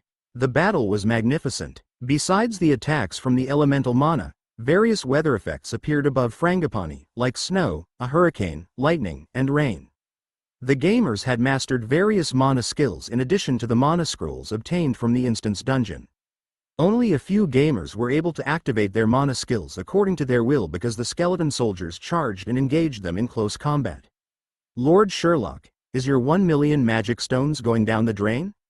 Bru asked worriedly as the Gundam was sent flying after being hit. Don't worry, it's only a scratch. Sherlock disregarded the damage, but he looked at the Gundam with concern. Fortunately, the Gundam stood up again and walked out with a layer of dust. The Gundam looked intact. Arthur, are you all right? Hemp rope technology asked. During the impact, Arthur didn't stand firm, and his head hit against the devices on the side. Fortunately, the devices were sturdy, so there was no problem. Hemp rope technology wasn't bothered by the bleeding on his head. He was more concerned about the Gundam. Arthur was protected by the cockpit, so he wasn't injured. After he recovered his senses, he maneuvered the Gundam out of the ruins. Dust and building fragments fell to the ground like rain. It was a spectacular sight. They had no chance to rejoice before Brainiac's gray light balls started flying towards the Gundam once again. Frangipani was targeting the Gundam and not Sherlock. From the battle just now, the Gundam was a greater threat than Sherlock. Though Arthur dodged, he was still slow. Most of the gray light balls landed on the buildings, but one smacked into the Gundam's leg. There was a loud explosion, and the Gundam tripped and almost fell to the ground. Be careful, Arthur. Hemp rope technology, who was looking out from the observation window, shouted to Arthur. Tens of ice cones appeared in Bacon's hands and flew towards the Gundam. The Lich professors, Professor Bacon, and Brainiac were focusing on the Gundam. This created an opportunity for Sherlock since they didn't attack him. While Frangipani was swinging the tentacles menacingly, Sherlock flew towards him and punched at the bone shell covering him. After a loud bang, the bone shell didn't have any cracks, but the ground started to crack. Sherlock's strength was immense, but his punch didn't inflict any noticeable damage. Frangipani roared angrily. His tentacles grasped at Sherlock, but he evaded them. The tentacles were able to absorb mana from any creatures they contacted. Sherlock didn't give up, attacking Frangipani continuously. He rained punches on the bone armor until booming sounds reverberated in the entire courtyard. Sherlock's awesome. My husband, Shirley. This is too violent. I'm going to file a complaint. They didn't just watch the fight. More and more elemental mana attacks were directed at Frangipani. They didn't care whether their mana attacks landed on Frangipani or Sherlock. After all, it was their tradition to attack their own side during battle. After raining tens of punches, Sherlock flew up into the sky. Frangipani was deeply buried in the ground, and the topmost part of the bone armor showed a few cracks. This bone armor is tough, Sherlock said as he surveyed the bone armor. He was the commander of the ancient god's army and a powerful character from tens of thousands of years ago. From his combat prowess, he's geared more towards defense, Bruce said. Sherlock nodded in agreement. Sherlock didn't want to kill Frangipani. He wanted to know how Frangipani controlled Professor Bacon, Brainiac, and the other professors before saving them. If it was successful, he would sign a special contract with Frangipani, similar to the contracts of Polio and Phoenix. While Sherlock was probing for Frangipani's weakness, a flaming phoenix gave a clear shriek and flew down. While descending, the body became smaller and smaller. Then, it transformed into a parrot. The descending speed slowed down, and it could be seen that he was clutching a black kitten with his claws. The parrot placed the black kitten on Sherlock's shoulder, then went to the other shoulder. "Lord Sherlock, I saw the bird slacking. He was waiting for Frangipani to finish you off before fleeing," the black kitten shouted after steadying himself on the shoulder. "That's not true, Lord Sherlock. It was this stupid cat who was trying to escape. I saw him slacking in the crowd. He wasn't required to disguise himself as you, but he did, and he was watching the battle like a show. So, I brought him back." Phoenix said, "Lord Sherlock, I battled with Brainiac for a few hundred rounds using our mana. It wasn't easy for me to fly back to your side. My life is difficult." The black kitten was about to rebuke, but Sherlock interrupted their bickering and said, "Polio, break off Frangipani's control over the liches." Sherlock ordered. A small mana formation flashed on the black kitten's body. He then became a cloud of black mist and flew towards Frangipani. Frangipani's bone armor was unable to stop Polio from entering his body, so the black mist seeped into his body, and he was sent into a frenzy. His tentacles waved wildly, so Sherlock was unable to get close. Sherlock had no intention to attack at this time, though. Instead, he stood by and watched. Polio was indeed one of the 72 devils. While Frangipani was struggling with his tentacles, the gray light in the eye sockets of the controlled liches disappeared. The first one to regain control was Brainiac. He knelt to the ground and covered his skull with his hand. The gray light had vanished from his eye socket. He looked at the surroundings in a daze and noticed Sherlock in the air and Professor Bacon at his side. "Mentor, mentor." Brainiac dashed towards Professor Bacon excitedly. He recalled that he was searching for Professor Bacon. Professor Bacon fell weakly into Brainiac's arms. The gray light in his eye sockets had disappeared. Professor Bacon was free from Frangipani's control. "Brainiac?" Professor Bacon struggled to open his heavy eye sockets. He looked extremely vulnerable in Brainiac's arms and didn't have the strength to stand up. "I'm not going to make it, Brainiac," Professor Bacon said as he lifted his trembling arm. Brainiac was in tears. He grasped Professor Bacon's hand and said, "Mentor, don't think too much. The Beetleman ambulance is on the way. You'll be fine. I'll send you to Fatality Hospital. The doctors will save you." Brainiac spoke in a wavering voice as he gazed at Professor Bacon. "Brainiac, I know my condition very well. It's my fault for not reporting Frangipani to the college. I've implicated you. If I had a choice, I wouldn't do it." Professor Bacon said feebly, "Lord Sherlock is a good Lord Overseer. I'm glad he's taking care of you. You have a promising future, Brainiac. Make sure you work hard. You're my favorite student." Professor Bacon released his grasp as his head fell to the side. His body was drained, and there were no signs of life. He looked like a lifeless skeleton. "Mentor," Brainiac shouted in pain. Professor Bacon wouldn't be replying to him anymore. Brainiac stood up and manifested a huge gray mana ball in his hands. He was full of rage as he glared at the struggling Frangipani. The mana ball grew in size. His majestic mana power showed the true capability of a rare genius lich. Finally, he threw the mana ball at Frangipani with rage and hatred. Brainiac used up all of his mana reserves.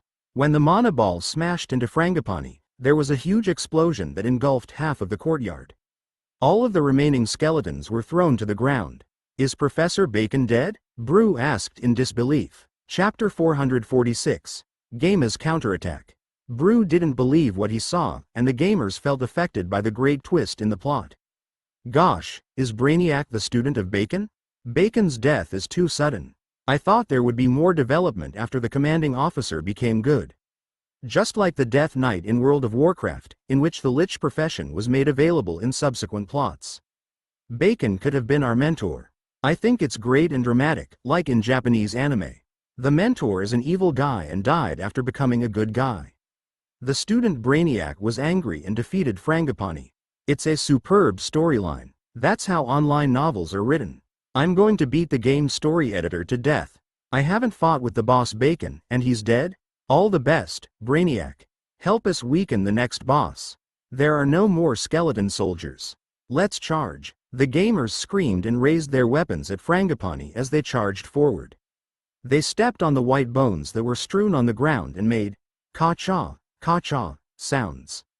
Those were the bones of students of Spectre College, but the gamers weren't aware of that. Arthur charged towards Frangipani without hesitation. The gamers had high morale. During the plot animation, Frangipani was hit twice by Sherlock and Brainiac. Therefore, they assumed that he must be in a terrible state with low health points. He could even be dying. It was the best time for the gamers to reap the final benefits. Perhaps Frangipani might have better equipment than Arthur's legendary Caesar equipment. That was what the gamers thought. Compared to the gamer's exhilaration, Sherlock appeared composed.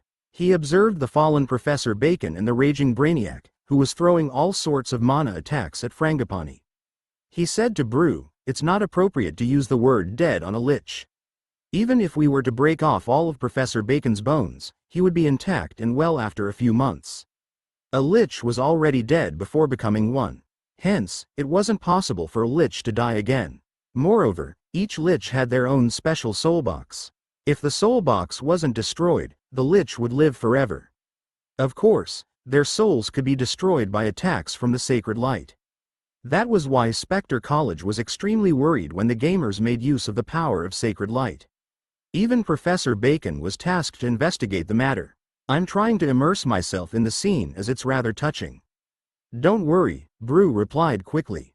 While Sherlock was conversing with Brew, the gamers and Brainiac were still battling Frangipani viciously. Polio had a great impact on Frangipani, who was still in a wild frenzy. The professors who were rid of Frangipani's control fled without hesitation. A professor tried to bring along Professor Bacon and Brainiac, but the situation didn't allow it. He was dragged away by the escaping professors. Brainiac devastated Frangipani with his mana attacks until he exhausted all of his mana. Brainiac knelt on one knee while using his hand to support himself. He lifted his head with exhaustion, looking on in disbelief. "How can it be? Why are my mana attacks ineffective?" Brainiac muttered to himself. A cloud of black mist emerged from Frangipani. It floated in the sky and transformed into a black kitten as it landed on Sherlock's shoulder. "Lord Sherlock, I've followed your order and cut off Frangipani's control over the liches," Polio said proudly, speaking as if he was claiming the credit. "Why didn't you kill him off?" The parrot then said, "Lord Sherlock, he must be with the ancient gods' army. Do you think the commander of the ancient gods is a simple character? Kill him if you have the capability," Polio rebuked furiously. "I've said that among the 72 devils, you're the weakest." Phoenix scoffed at Polio. Sherlock wasn't bothered by their bickering. He was thinking of how to penetrate Frangipani's tough bone armor. From his beating just now, the toughness went beyond his expectations. The cracks that Sherlock had made had started to heal. It wasn't just Sherlock. The gamers who were attacking the boss were also frustrated. "Arthur, I know how to fight." Hemp Rope Technology, who was watching from the observation window, said to Arthur, "Climb onto his back." Arthur didn't understand why Hemp Rope Technology asked him to do such a thing. He swung his weapon and severed numerous tentacles, but it didn't cause any real harm. He could only listen to Hemp Rope Technology's suggestion. Arthur dashed nimbly towards a tentacle. Frangipani had recovered from the effects of polio and was stopping the Gundam with his tentacles. He had only lifted his tentacles when he was attacked viciously by the gamers. The gamers' attacks were ineffective against the bone shell, but if they concentrated their attacks on a tentacle, it was still effective. Though the severed tentacles would regenerate, the gamers' aim wasn't to harm Frangipani. Rather, it was to provide an open path for the Gundam to proceed. With the help of the gamers, Arthur charged to the side of Frangipani. "Prepare the high-pressure leap," Hemp Rope Technology shouted. "Okay." Arthur half squatted down to prepare, while Hemp Rope Technology pulled down a control lever. The huge Gundam squatted down, and the back of its legs emitted a large amount of steam. With the power of the internal mechanisms, the Gundam leapt up high and raised its longsword while aiming at the crack on Frangipani's armor. Arthur stabbed deeply into the crack, and Frangipani screamed in pain. His wailing reverberated in the courtyard. Frangipani waved his tentacles in pain. He wanted to attack the Gundam on his back, but his tentacles were attacked by the gamers. A few tentacles managed to hit the Gundam, but the feeble attacks were unable to damage it. After all, Sherlock had spent millions of magic stones on building this mechanized weapon. The Gundam was on the back of Frangipani and saw several large cracks healing. The surrounding bone was multiplying continuously to mend the cracks. Those were the cracks made by Sherlock's beatings. Arthur understood what he had to do. He dashed towards the crack in front as humanoid monsters sprung up from the armored shell. They were made of the same bone material as Frangipani's shell. It looked like they split off from Frangipani's body. Arthur grasped his longsword and inhaled deeply, charging towards the targeted crack. The Gundam's longsword slashed through the charging monsters, but more and more monsters climbed onto the Gundam. Arthur felt the Gundam getting heavier and harder to move. This isn't going to work, Arthur. If this goes on, we'll collapse. Increase the steam power. Hemp rope technology shouted. I got it, Arthur acknowledged loudly. If he didn't act decisively, the Gundam would be destroyed. Unfortunately, the gamers were unable to help him when he was on the armored shell. The joints of the Gundam emitted scalding steam, which propelled the monsters away. However, more and more monsters came up onto the shell and formed a dense mass. We can't use it anymore, the energy is draining fast. Hemp rope technology shouted. Arthur knew that if he stopped now, the Gundam would never move again. At this instant, ballista arrows tied to ropes shot over from all directions. Most of the arrows were deflected by the tough shell, but a small number of arrows hooked to the cracks or the Gundam's body. Grab the ropes. Hemp rope technology, who was watching from the observation window, shouted. Arthur grabbed the arrows without hesitation. The arrows with ropes were from the ballistas that the gamers had deployed on the rooftops of the buildings. The gamers were like special agents in the movies. They grabbed the cloth that was hung on the rope and slid down from a great height. Sylvanas slung her longbow on her back, grabbed the rope, and slid down. The gamers by Sylvanas' side were releasing various elemental mana attacks, but she wasn't afraid. Peasant watched in surprise from the building. He said, "It's cool. I've recorded it down. It'll garner lots of replies when I post it on the discussion forum later. Let's go. There are many people behind us." Burning chest hair said as he gave Peasant a push. Peasant nodded. He followed Sylvanas and leapt, but he didn't manage to grab the cloth and fell from the building. His scream reverberated in the courtyard and ended with a loud thud. He vanished. It's a disaster, Burning chest hair said as he shook his head. He leapt and slid down the rope onto Frangipani's armored shell. More and more gamers used the same method to arrive on Frangipani's armored shell. However, they were outnumbered by the bone monsters. Soon, the game's reinforcements arrived. Brainiac used his mana skills to fly onto Frangipani's armored shell. Though he wasn't sure what the gamers were doing, the Gundam was definitely not for show. Since his mana attacks were ineffective against Frangipani, he was pinning his hopes on these miraculous gamers. He was going to assist the Gundam. Gray mana bullets rained in the surrounding area of the Gundam. The bone monsters that wanted to climb onto the Gundam were sent flying, and Arthur felt his body getting lighter. Though he was knocked unsteady by Brainiac's mana bullets, it was better than being held down by those bone monsters. The Gundam charged forward under the cover of Brainiac. After multiple explosions, the Gundam broke through the defenses of the bone monsters. The remaining monsters were sliced by Arthur's longsword.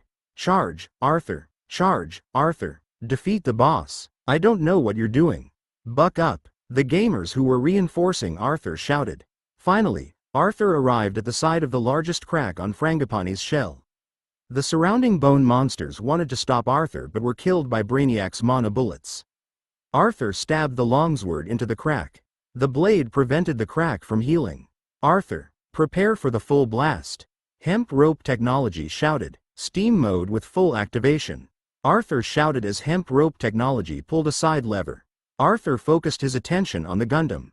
From the game's viewpoint, the Gundam emitted steam from its body. There were also strange mana runes and machines coming out of the Gundam's joints. Grabbing mechanisms appeared at Gundam's feet and fastened tightly to the armored shell. Pom! She! Steam was emitted onto Frangipani's armored shell. Arthur was surrounded by the released steam, and the bone monsters who charged at Arthur vanished in the steam. Sherlock observed Arthur and the gamers from above. As a superior devil, he was respectful of the combat power shown by the gamers. Especially when he spent 10 million magic stones to create the Gundam, which was an unstoppable weapon in the hands of the gamers. The Gundam could even pit against the ancient gods' commander Frangipani when he didn't have a complete physical body. That was rather shocking. Lord Sherlock, do we get involved? Brew asked Sherlock. No, I feel that the gamers are doing very well. It's not right if they are using my mana, and I still have to help. It's a good chance to test out the latest weapon. Sherlock hugged his arms and said with composure.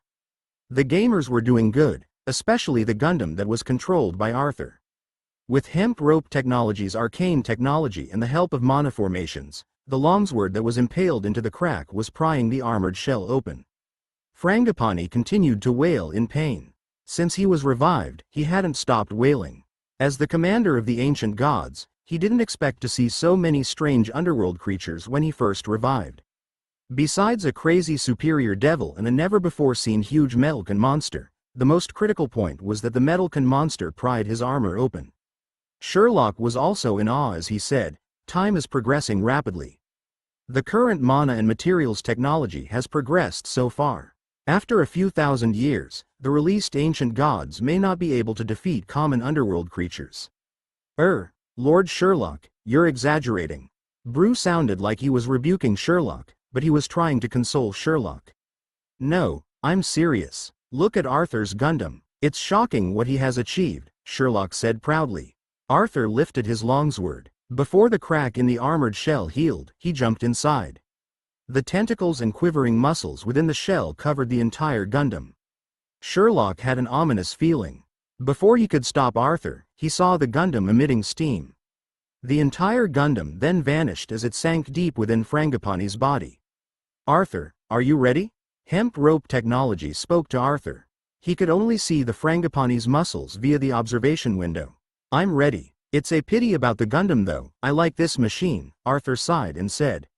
It's all right, we can build another one. If the game is gone, then we're finished. I'm pinning my happiness on this game. Hemp rope technology smiled widely. It was hard to imagine a goblin having such a beautiful smile. Self-destruction sequence, activated. Arthur shouted. Boom! A huge explosion occurred in the box, and Frangipani's body was blown to bits. The blown-up muscles rained down from the sky as his armored shell was also blown to pieces.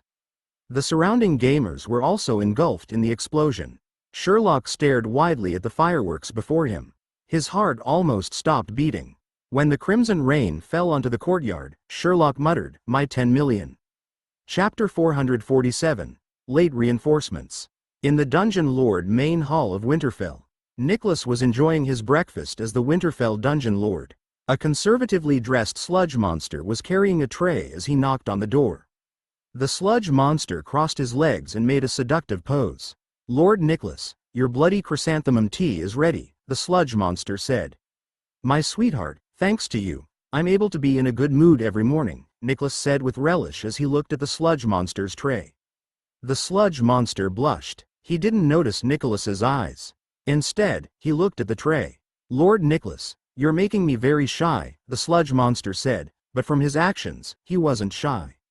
Instead, he pulled down the collar of his office lady costume. "What are you talking about?" "Dear, you don't have to feel shy," Nicholas said. "Bring the bloody chrysanthemum tea over." The sludge monster twisted his barrel-sized hips as he walked before Nicholas and placed the tray lightly on Nicholas's table. Nicholas held the cup of bloody chrysanthemum tea and sniffed it. He was enjoying the fragrance. He couldn't wait to enjoy his marvelous breakfast tea. Sounds of hasty footsteps were heard coming from outside. The sludge monster was about to speak, but when he heard the sounds outside, he went to the side. This was the Dungeon Lord's office, so there would be many employees sending documents or conveying important information. As the Dungeon Lord's secretary, he had to be mindful. Nicholas heard the footsteps. He frowned and put the cup of bloody chrysanthemum tea on the table. An armored orc general walked in with a sealed red letter. The orc came before Nicholas and placed the letter on Nicholas's table. "Lord Nicholas, this is a top-secret letter from the Merchant Alliance," the orc general said solemnly. "Are there any matters pertaining to security? Or is it related to something else?" Nicholas was grave as he picked up the letter and opened it. After reading it, he was in disbelief. He put down the letter slowly and said to the orc general, "Assemble your troops." The commander of the ancient god's army, Frangipani has revived. Candidate 89757 was a graduating student of Spectre College. He was working on his graduation thesis. However, he would never forget the incident that occurred during his recess time. The college was shaking with a loud bang. He thought it was an earthquake, but he discovered he was unable to move and was connected to a huge, strange spiritual body. Everything was happening like in a dream. Though it didn't look real, he was sure everything happened. He thought he wouldn't be able to see his parents again. He was being forced to do terrible things, like providing mana energy like a battery to a huge monster. He could feel his mana being drained. He didn't know what that was, and he abhorred the feeling. He also controlled skeleton soldiers to attack the gamers of Eternal Kingdom. Did he not do that on the examination grounds? Candidate 89757 thought he was going to die until Sherlock appeared with the miraculous warriors of Eternal Kingdom. They saved him. He fled together with his classmates as soon as he could. Then, he reported the incident to the Spectre Committee in the nearest Merchant Alliance location, Winterfell. Since Professor Cabbage controlled the entirety of Spectre College, the teleport portals within Spectre College couldn't be used. They had no choice but to flee. Candidate 89757 and his classmates found a hidden location outside Spectre College to take cover. While they trembled and waited for rescue, the professors who were controlled by Frangipani and Professor Cabbage appeared. After the professors appeared, the students discovered something strange about the teleport portal. When they were about to test the teleport portal to see if it was working, many armed troops exited from it. "Are you the students of Spectre College?" The leading troop discovered the hiding students, and he shouted at them and readied his bow. "Don't harm us. We're students from Spectre College." A professor from Spectre College stepped forward and shouted. "We are the Central Garrison Guards of the Merchant Alliance. Where is Frangipani?" "We received information that Frangipani has revived," the armed orc asked loudly. "Frangipani is in the courtyard. You have to be careful, he seems to have revived. The warriors of Eternal Kingdom are battling him," the professor said loudly. "Eternal Kingdom dungeon?" The leading orc was taken aback. But he quickly ordered his highly trained subordinates to enter the courtyard. Debris from the buildings and skeleton fragments were everywhere. The skeleton fragments were the remains of the skeleton soldiers defeated by the gamers. "What a vicious battle," the orc garrison guards commented. "Why aren't there any corpses of the Eternal Kingdom warriors?" one of the orc guards asked. There were no corpses of warriors from Eternal Kingdom. It was as though they didn't suffer any casualties. However, there was strong evidence of an epic battle. One of the orc garrison guards smoked a metal stick and puffed out smoke. Then, he said with experience, "You're from the headquarters and have never met the warriors of Eternal Kingdom. I'm from Winterfell and have met them several times. They'll not sustain any casualties in battle. I don't know how they do it, but they salvage all of their corpses." The other orc guards showed signs of respect for the warriors of Eternal Kingdom.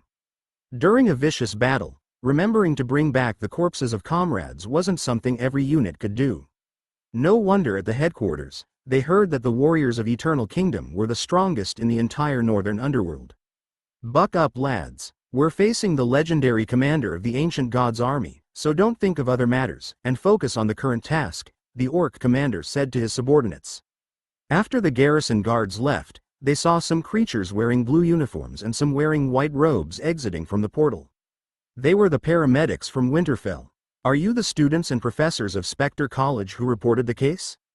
We have finally set up the teleport portal. Leave this place immediately. Go to Winterfell and take cover. We provide the best rescue operations and medical services," a white-robed paramedic shouted. On his uniform were the words, "Fatality Hospital." "We're saved. We're finally saved. That's great. Send me to the hospital. I feel like I'm not going to make it." The students shouted. "What? Which part of your body doesn't feel well?" the white-robed paramedic asked in concern when he heard that a creature wasn't going to make it. "I feel aches and pains all over my bones, and I don't have strength," the student said. "That's serious. I'll contact the hospital headquarters and set up an emergency line for you. When you arrive at the hospital, the doctors will conduct an operation. Don't worry, everything's fine, you won't die. Our Fatality Hospital is well known for defeating the Soul Reaper. The Soul Reaper won't be able to steal our patients away. The students and professors of Spectre College smiled gratefully after hearing the paramedic. The students and professors of Spectre College left the danger zone with the help of the Winterfell rescue crew.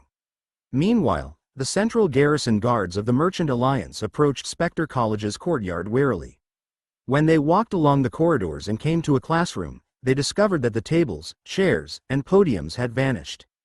Besides the disappearance of the school's furniture, the monomaterials and eye products in the experiment laboratories also vanished as though they were stolen. What happened? They searched the various classrooms and laboratories and found the same thing. I don't know, but we have to be extra careful. This is too bizarre, the Central Garrison Guard captain said. At this time, he heard suspicious footsteps of a group with tens of members. He quickly gave a hand gesture for his team members to be on alert. The well-trained members immediately took cover behind tactical spots and observed the classroom in front. A team member squatted down carefully and leaned against the wall. His forehead was full of sweat. Their target was the commander of the ancient god's army, who could conquer the world. If there were any mistakes, he could die here. Images of his newborn baby, his wife taking care of the kids, and his aged mother flashed through his mind. He missed his family and was fearful of death, but he didn't give up. He continued to press against the wall and advanced towards the classroom. What made him courageous? Was it loyalty to the Merchant Alliance or his ambition to protect the underworld and world peace? No, it was being poor. When he arrived under the window of the classroom, he heard voices within and sounds of furniture moving. Wah, this is cheating. After fighting the boss, why is there no loot? This is normal. Previously, many bosses didn't have loot. But this boss was so difficult to defeat. We had to sacrifice our Gundam to kill him. There's no loot after paying a high price. I can't take it lying down. Don't say anymore. When the Gundam exploded, Shirley seemed very sad. Do you think that Shirley is sad over the loss of the Gundam? Impossible. Shirley must be sad over the death of Bacon. In the plot, Shirley helped Bacon turn over a new leaf, and he died after that. If I were Shirley, I would be sad too. But I saw Shirley looking in a daze at the fragments of the Gundam. He was staring at the corpse of Frangipani, not the Gundam fragments. If not for Frangipani, Bacon wouldn't have perished. He must be feeling empty after killing his foe. That must be it. You sound logical. Stop wasting your time trying to figure out what the NPCs are thinking. Let's salvage the furniture. If we can't carry it, we'll dismantle it. The wooden planks can be sold for money. Make haste, please. The creatures in the classroom stopped talking and worked hard. The orc guard lifted his head slowly and peeped into the window. He saw 20 orcs, goblins, gnomes, and houndhead men carrying the furniture in the classroom. Where did these bandits come from? Were they in cahoots with Frangipani? The orc guard was puzzled. He didn't act rashly. Instead, he returned quickly and reported the situation to his captain. The orc guard who encountered the warriors of Eternal Kingdom previously asked, did they have strange symbols above their heads? That's right. How did you know, Captain? They are the warriors of Eternal Kingdom. They aren't enemies, the experienced orc guard told his captain. The Central Garrison Guard captain ordered his team members to close in on the classroom carefully. Though his member told him that they were warriors of Eternal Kingdom, anything could happen. It could be a trap set up by the enemy. As a Garrison Guard captain, he had to be responsible for the safety of his members. They had to be extra careful. The orc guards surrounded the classroom. With the captain's order, the orc guards barged into the classroom via the windows and door, aiming their crossbows at the gamers who were carrying the furniture. The gamers were astonished. They didn't expect well-equipped orcs to appear in the classroom. They were exhilarated. Gosh, this must be our reward. Is it our strange encounter? They have so many pieces of equipment. Oh my god, we can't defeat them. Why don't we call for reinforcements? If they flee, we won't get any equipment. The Garrison Guard captain didn't understand what the gamers were babbling about. The gamers didn't attack them at first sight or have any signs of animosity. When the gamers were about to attack the Central Garrison Guards of the Merchant Alliance, a system notice appeared before them. Sorry, they are friendly units. You are unable to attack. That was the notice. We are the Garrison Guards of the Merchant Alliance. Are you citizens of Eternal Kingdom? Please identify yourself to prevent any mishaps, the Central Garrison Guard captain shouted. He didn't relax his vigilance. That's correct, we are the warriors of Eternal Kingdom. We have just saved the world. Are you giving us an area mission? Or rewards? Both are good, a gamer shouted. Other gamers wanted to stop him, and they said, can you be more patient? This game is about being immersive. You'll scare them off. We could potentially get a strange encounter mission if you don't scare them off. Yes, don't do that. We should take it step by step, the gamers said. The garrison guard captain didn't understand what they were saying, but they didn't look like Frangipani's minions. They were citizens of Eternal Kingdom after all. How's the combat situation? What are you doing here? We're the reinforcements. The orc captain lowered his weapon and said to the gamers of Eternal Kingdom. We have finished the battle. Are you here to reinforce us? A gamer asked. The orc captain was taken aback. He felt embarrassed by such a reply. A gamer pushed his comrade aside and said to the orc captain, don't be like this, you won't get any missions. Let me take over. Respectable orc captain. Greetings, I'm the guild chairman of Cool Breeze Buttocks of Eternal Kingdom. We are carrying out Lord Sherlock's mission of decontaminating the rooms. Spectre College was severely contaminated, so it has to be cleaned. Don't be mistaken, we're not robbing Spectre College. If you need any help, please tell us. You may want to meet our dungeon lord. It would be great if you could bring us to meet your dungeon lord. The orc captain thought for a while and said, apologies for being late and letting you battle alone. We are late because the teleport portal malfunctioned. It was only just repaired. No problem, we understand. The gamer smiled and said, we'll take you to see our dungeon lord. What is our reward? Reward? The orc captain was befuddled. Why do the citizens of Eternal Kingdom require a reward for everything? Giving some magic stones or equipment will suffice, the experienced orc guard said to his captain. Chapter 448, Second Watch. After some bargaining, the orc captain paid 10 weapons and 10 pieces of armor to the gamers of Eternal Kingdom in exchange for meeting their dungeon lord. The orc captain regretted his action. When he followed the gamers to the depths of Spectre College, he discovered other gamers carrying items in the classrooms and laboratories. It was like spring cleaning, with them searching every corner of the college. Even a bandit wouldn't do such a thing. The orc captain didn't treat the gamers as bandits as they were following the orders of the dungeon lord to decontaminate the college. That was what the gamers claimed. When the orc captain saw Lord Sherlock, the legendary superior devil was sitting at the center of the courtyard. Sherlock looked very exhausted, as though he was spiritually drained.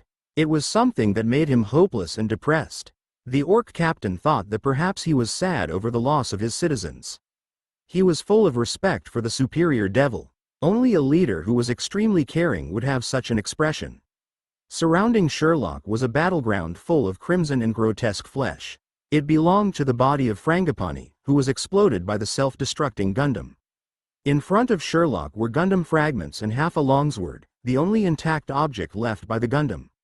The orc captain walked to Sherlock and said respectfully, the central garrison guards of the Merchant Alliance would like to convey our gratitude. We learned from your citizens that Eternal Kingdom has contributed to world peace. You have once again rescued the world. Can you tell us what happened? Please forgive me for imposing on you at such a depressing time, but we have to report the situation to the Merchant Alliance. You have to properly report everything. To defeat Frangipani, Eternal Kingdom paid a heavy price. The Merchant Alliance has to pay compensation for our casualties and incurred damages. I hope that you'll report my losses to your superior. Sherlock's eyes lit up when he looked at the orc captain, looking like a drowning man that had grasped onto a life-saving straw. Of course, Lord Sherlock. You have done your part for the world. The Merchant Alliance won't forget about your contribution.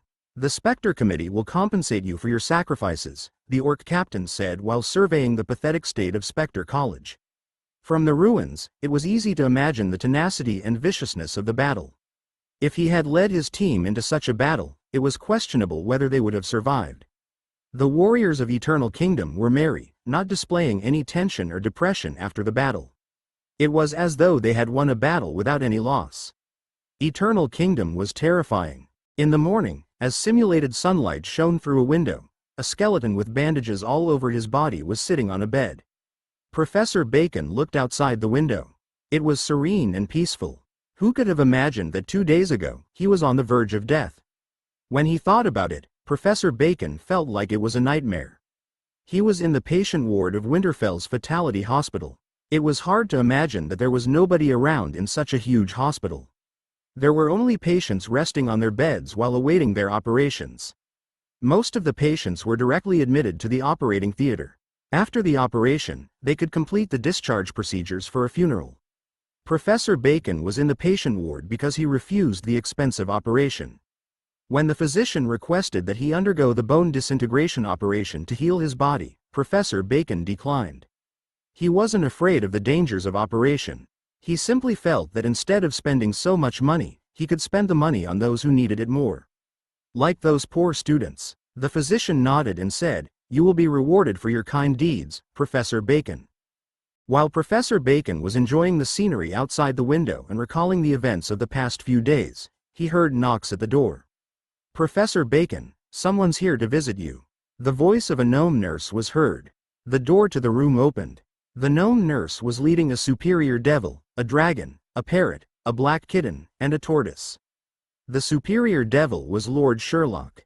Professor Bacon noticed that Lord Sherlock was extremely exhausted, seeming as though he hadn't had any rest at all. Professor Bacon stood up from his bed and walked to Sherlock as he said, "Lord Sherlock, how are you? You don't look good. How can I help you?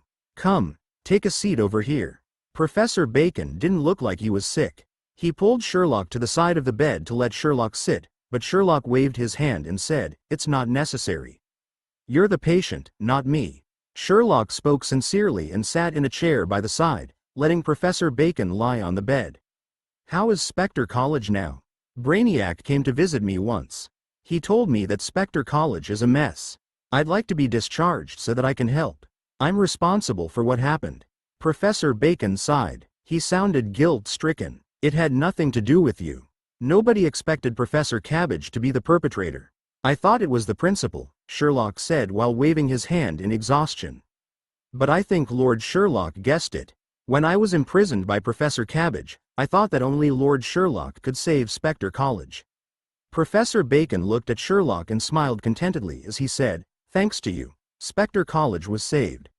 Otherwise, Spectre College could have become Frangipane's Spirit Legion. I was only doing my part as an Underworld citizen. I have to congratulate you. Aren't you the principal now?"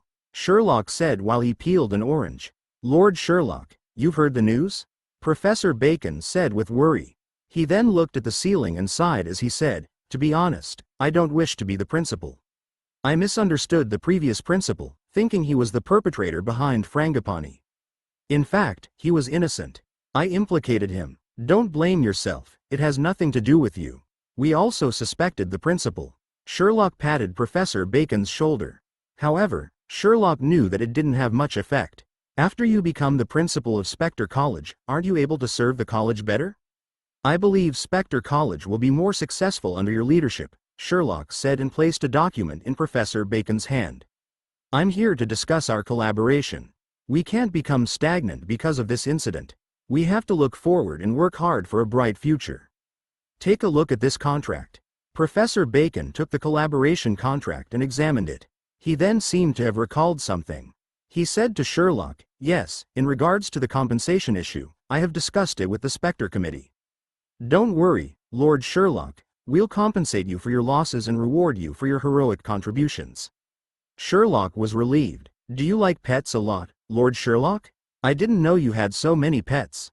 Professor Bacon looked at Sherlock's black dragon, parrot, black kitten, and tortoise.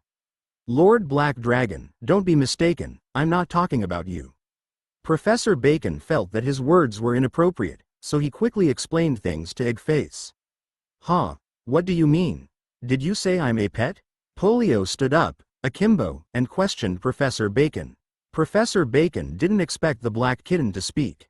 From his appearance, the black kitten didn't look like an intelligent creature. "I feel that Professor Bacon is correct. You're a pet, and I'm Lord Sherlock's capable assistant.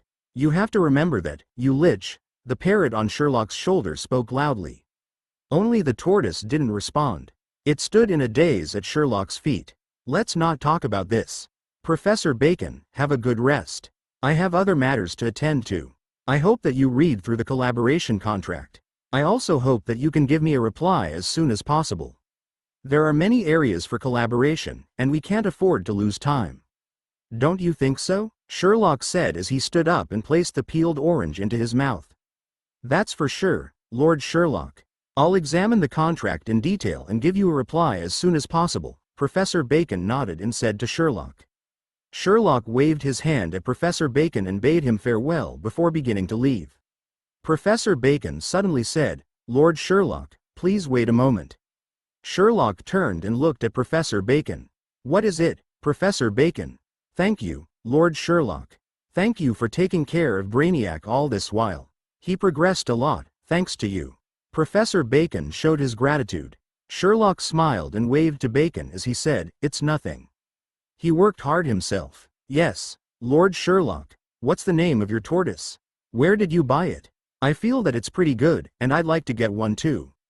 I'll be staying in the hospital for a long time and don't know when I'll be discharged. If I have a tortoise as a companion, I'll feel better. Professor Bacon looked like he was a tortoise lover. Sherlock turned his head and said, This isn't a tortoise, it's an old turtle. I found it in an underground river. His name is Frangipani. The plot of Eternal Kingdom ended. The gamers defeated Frangipani and received generous reputation points and game currency. Though they didn't get magic stones or equipment as rewards, they salvaged many items better than magic stones and equipment. Like the tables, chairs, and beds that the gamers lacked. Even the windows, cabinets, and glasses were salvaged. The gamers placed the furniture in their guild strongholds. Many powerful guilds changed their windows to the windows produced by Spectre College, and the new windows looked better and had better functionality. Their houses were much better than those without windows. Besides furniture, the gamers also found many alchemy and mana materials. They hadn't seen some of the materials before, and they could be sold in Winterfell for magic stones. The gamers made a huge profit from selling the materials. The gamer's happiness was short-lived, as they had to pay back whatever profits they had earned. This was because the gamers, who activated the self-destruct sequence of the Gundam, received a new mission. Mission title: Gundam Repair. Mission description: the Gundam, which was fully sponsored by Lord Sherlock, was destroyed during the battle with Frangipani. Eternal Kingdom cannot do without the Gundam. Warriors, we have to gather our resources and rebuild our legendary weapon. Mission objective: submit 0.1 millionths magic stones, full service. Mission penalty: you will not have a Gundam. Mission reward: the top 10 gamers who submit the most magic stones will have priority in obtaining the piloting rights. The other contributing gamers will receive corresponding reputation points and a lucky draw for Gundam piloting rights. The gamers were tempted by this mission because they could gain the chance to pilot the Gundam. The top 10 contributing gamers would have piloting rights. The rich gamers would strive to be the top 10 contributors. But the magic stones amount was too much. 10 million magic stones were required. A normal gamer had to work for 3 days to earn 1 magic stone. Though it was difficult, the gamers were still enthusiastic. Many gamers went to the Dungeon Lord main hall to contribute their magic stones. While the gamers of Eternal Kingdom were striving to obtain Gundam piloting rights, the gamers of Victoria City were preparing to hunt for the Wyvern to earn the gold reward from Goldshire Town. They had to track the Wyvern. Most of the gamers were daunted because they were unable to find traces of the Wyvern. Chapter 449. Frangipani's Plan. Pit-pattering rain fell on the upturned turf of grass that was kicked up by horses. The scent of fresh soil pervaded the air. An elf who had green symbols on his head walked over the grass. He lowered his head and grabbed some clay to stuff into his mouth, but he was stopped by his human comrade. The human gave him an eye signal and looked at another person who didn't have green symbols above his head. Don't eat. Be immersive in your role, the human with green symbols above his head said. They were in a long contingent that consisted mostly of fairies, humans, and elves with green symbols above their heads. They were transporting various materials like metal from Eternal Kingdom. The destination was Goldshire Town. Though the gamers didn't find any traces of the Wyvern, they had a massive breakthrough in forging weapons for fighting it. Many gamers contributed their knowledge, especially the technically inclined gamers who designed powerful ballistas. They said, just like the hobbits in the movies, we can shoot down the Wyvern. Nobody knew if the arrows could penetrate the Wyvern's armor as they hadn't seen one. The survivors of the Wyvern attack couldn't provide any information. Besides describing it as dragon-like, they didn't have other details. They were terrified by the Wyvern's appearance, steep diving, and breathing of flames, and were just glad that they survived. The humans without green symbols above their heads were residents of Goldshire Town who were acting as guides. The gamers didn't know how to get to Goldshire Town. Lancelot was leading the contingent while chatting with the guide. Nobody expected such a thing to happen. Since my aunt left, I felt that something ominous would happen. The Duke of York sent some knights to our town. I thought they were levying mandatory taxes. Our town isn't doing well financially, and the mayor didn't pay the required taxes. Then the knights attacked Victoria City. Don't be mistaken, we aren't gloating about them attacking you. Do you get my meaning? Lancelot was listening intently to the guide who complained about his education and work. As a member of the church government, he had to revise his homework daily. Lancelot wasn't interested in such stuff. While Lancelot was wondering when the guide would stop talking, he heard galloping sounds ahead and saw a horseman. He screamed, "Wyvern! It's a wyvern!" Lancelot tugged his reins nervously. He was about to ask for the wyvern's location when a loud bellow answered his question. With a shrill shriek, a winged figure of about 20 to 30 meters flew over Lancelot's head, and the shadow engulfed the convoy. Holy cow, what's that? This is exciting. That's a wyvern, it's a wyvern. Prepare the long-distance weapons. Everyone disperse. The gamers shouted excitedly while the residents of Goldshire Town fled in terror. The wyvern observed the convoy while it flew from the start to the end. Then it returned and opened its mouth that was full of sharp teeth. Fatal flames shot out from his mouth. The flames engulfed the goods, horses, and gamers, which melted instantly. This included the gamers' equipment. Shucks, how could I forget? The wyvern's flames will melt our equipment. Why are we still fighting? Let's flee and find some cover. Help, help, help me put out the fire. My plate leggings are burning. The gamers witnessed the destruction of the flames and panicked, fleeing in all directions. The wyvern was relishing in the destruction. It came back, flew over the convoy, and breathed more fire. The long contingent was wrecked by the wyvern, and the gamers and residents of Goldshire Town fled in panic. As for Lancelot, he was unable to deal with the wyvern. He prayed that the flames wouldn't hit him as he tugged the reins to guide the horse towards the forest. The other gamers also ran towards the forest. Though, a few stray gamers fled to the plains and became live targets for the wyvern. The entire convoy was in flames. Dragonborn walked out of the revival point. Many other gamers of Victoria City also walked out naked from the revival point. They cursed and swore as they proceeded to their stronghold. What the heck? Why is the wyvern so strong? It destroyed us with a breath of fire. Not even our equipment was spared. Cool. If we kill this wyvern, our rewards won't be less than the rewards received by those silly gamers of Eternal Kingdom. It's difficult. Our lives are difficult. We can't hit the wyvern in the sky. If only we had an airship or a 70 to 80 meters tall Gundam. I'd slash the wyvern to bits. Dragonborn proceeded to his stronghold.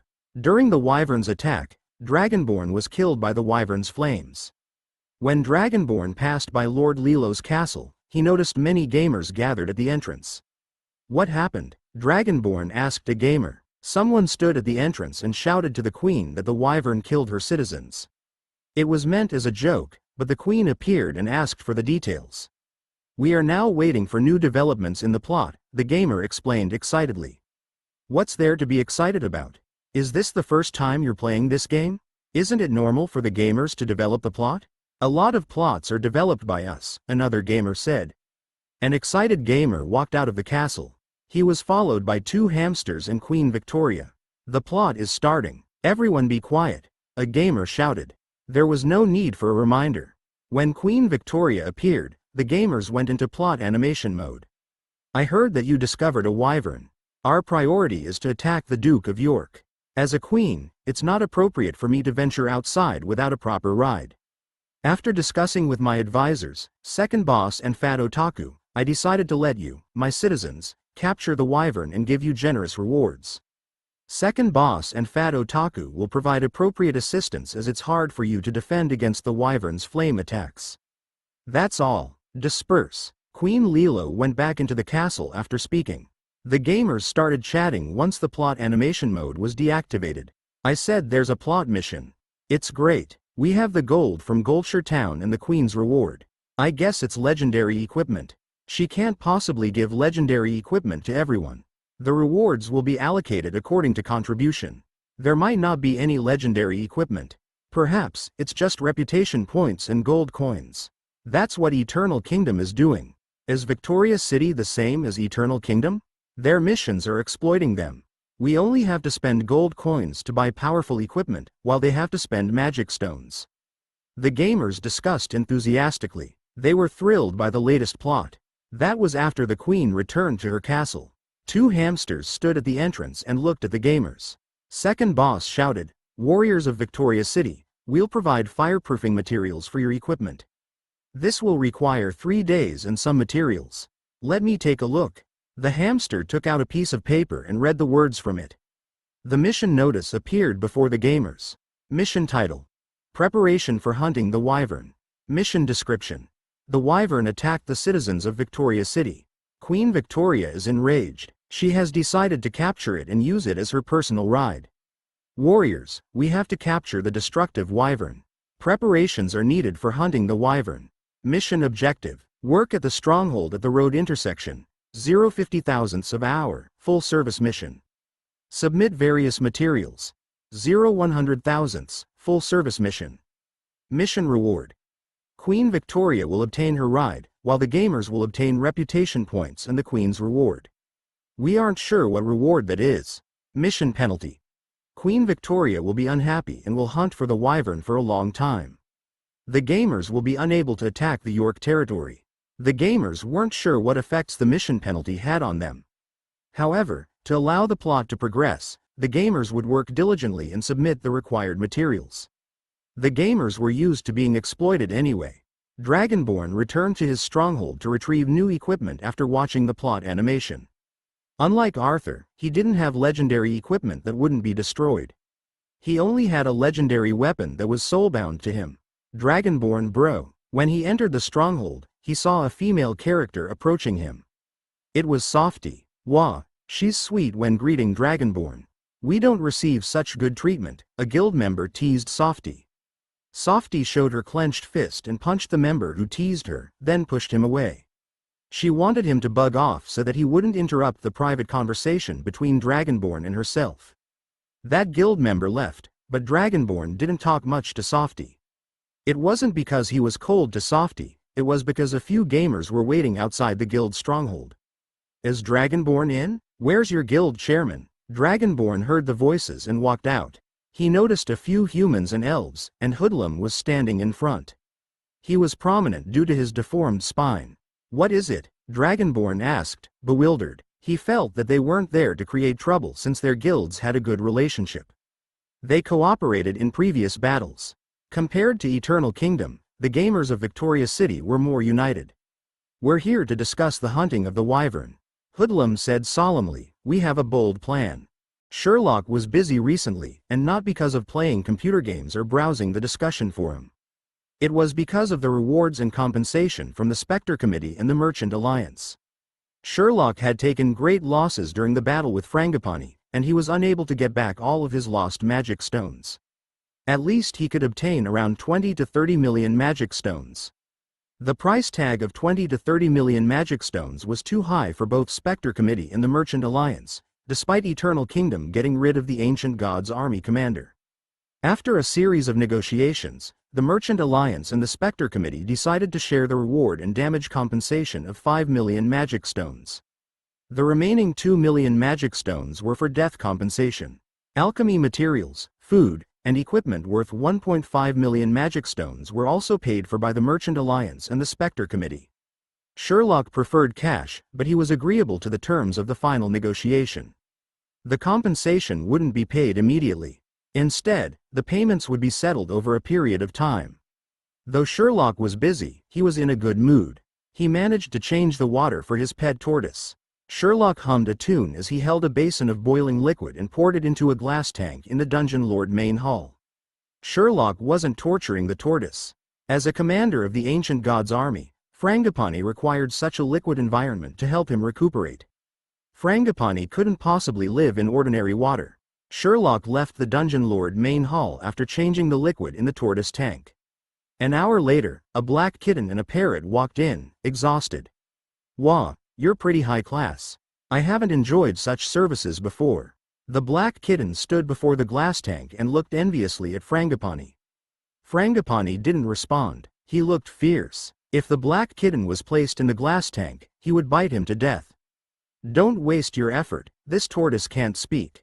I haven't heard him say a single word, the parrot who was perched on a platform said to the black kitten Polio. What are you doing here? Go and work. Lord Sherlock assigned both of you to prepare fireproofing materials that are to be delivered to Victoria City in a few days. Brainiac is unable to cope. A black dragon came in and pushed open the door. He moved to the shelf and grabbed a huge teapot before brewing some bloody chrysanthemum tea. Eggface wasn't afraid of the water temperature. He put his claws in the teapot and stirred to make the tea even, then poured the contents into his mouth. Goo-loo, goo-loo. Eggface finished all of the tea. When he was about to brew another pot of bloody chrysanthemum tea, the parrot ran to the cover of the bloody chrysanthemum tea can. He used his claws to fasten the tea can and said to Eggface, "No, Lord Sherlock said that you can only drink a single pot of bloody chrysanthemum tea. Look at your weight. As a black dragon, you can't even fly." The parrot scoffed at Eggface. Eggface frowned and looked fiercely at the parrot, making threatening, hoo-loo, hoo-loo sounds. But the unyielding parrot wasn't afraid. Let's go. If Lord Sherlock finds out we're idling, we'll be in deep soup. Polio stopped Eggface and Phoenix from bickering and left the room. Phoenix flapped his wings and followed Polio. Eggface left subsequently, leaving the tortoise alone in the tank. The eyes of the tortoise lit up as he looked at the ajar door and the busy gamers outside. I, Frangipani, want to leave this place. To do that, I thought very hard for a few days before coming up with a plan. 1. Leave the glass tank. 2. Leave Eternal Kingdom. 3. Kill Sherlock. Perfect. Chapter 450. Second Watch. While the gamers of Eternal Kingdom were diligently working, a shocking scheme was hatched in the Dungeon Lord main hall. Frangipani observed the surroundings. There were numerous dangers hidden in this small Dungeon Lord main hall.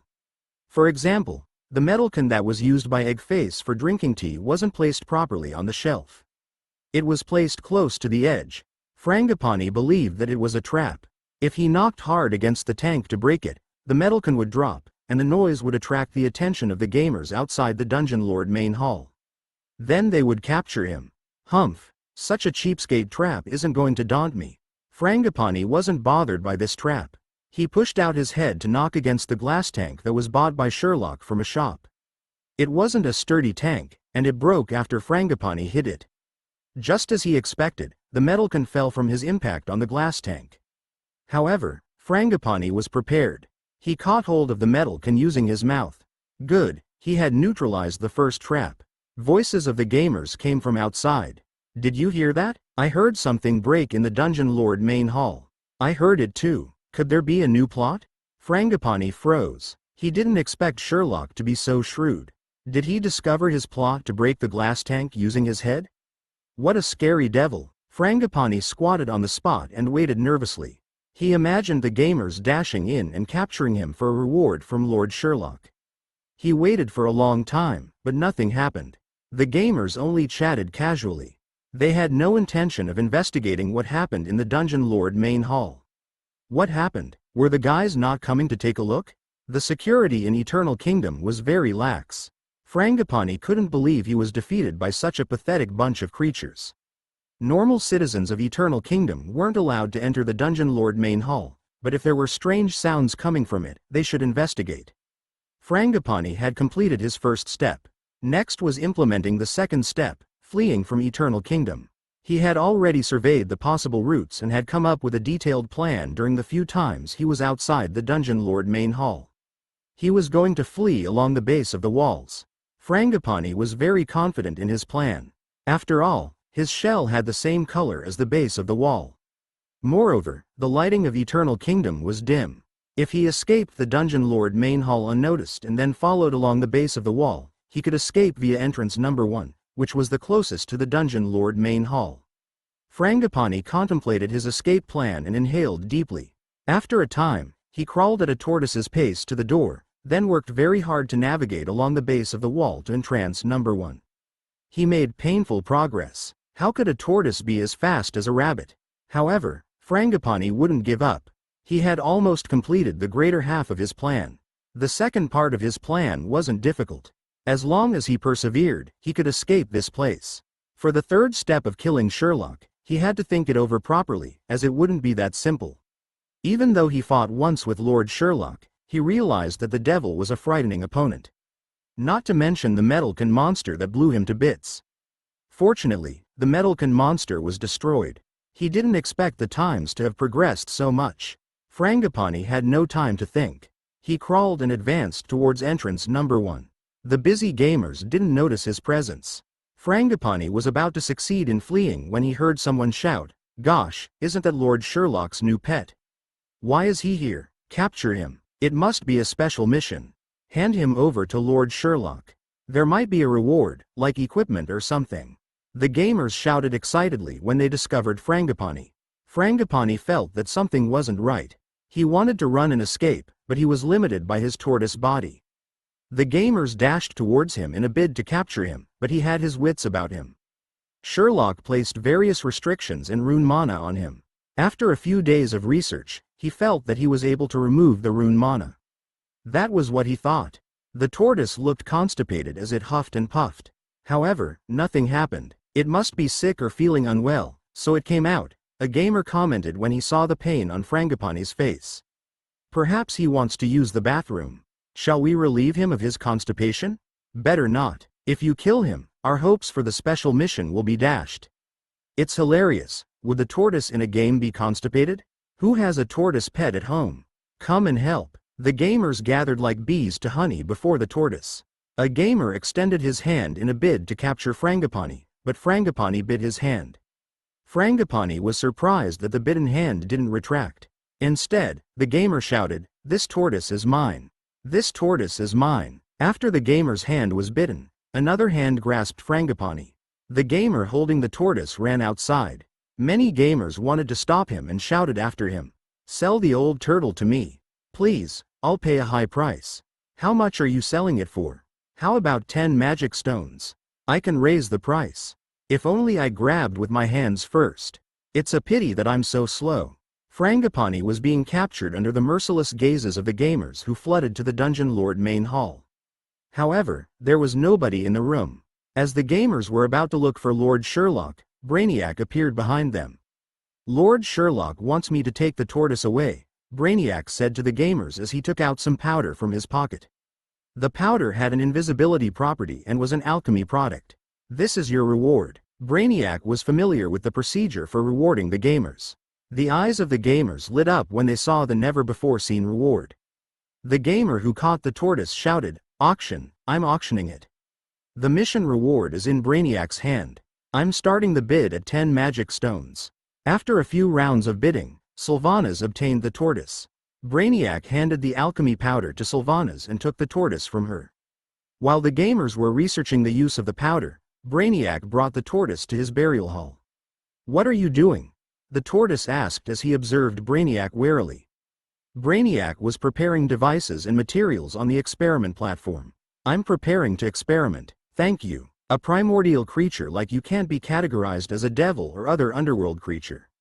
I think you're an alien creature or a creature from another world." Brainiac put numerous sharp incisors at the side as he said, "I'll dissect you. It may be a bit painful, but I believe that a legendary figure like you won't fear such pain."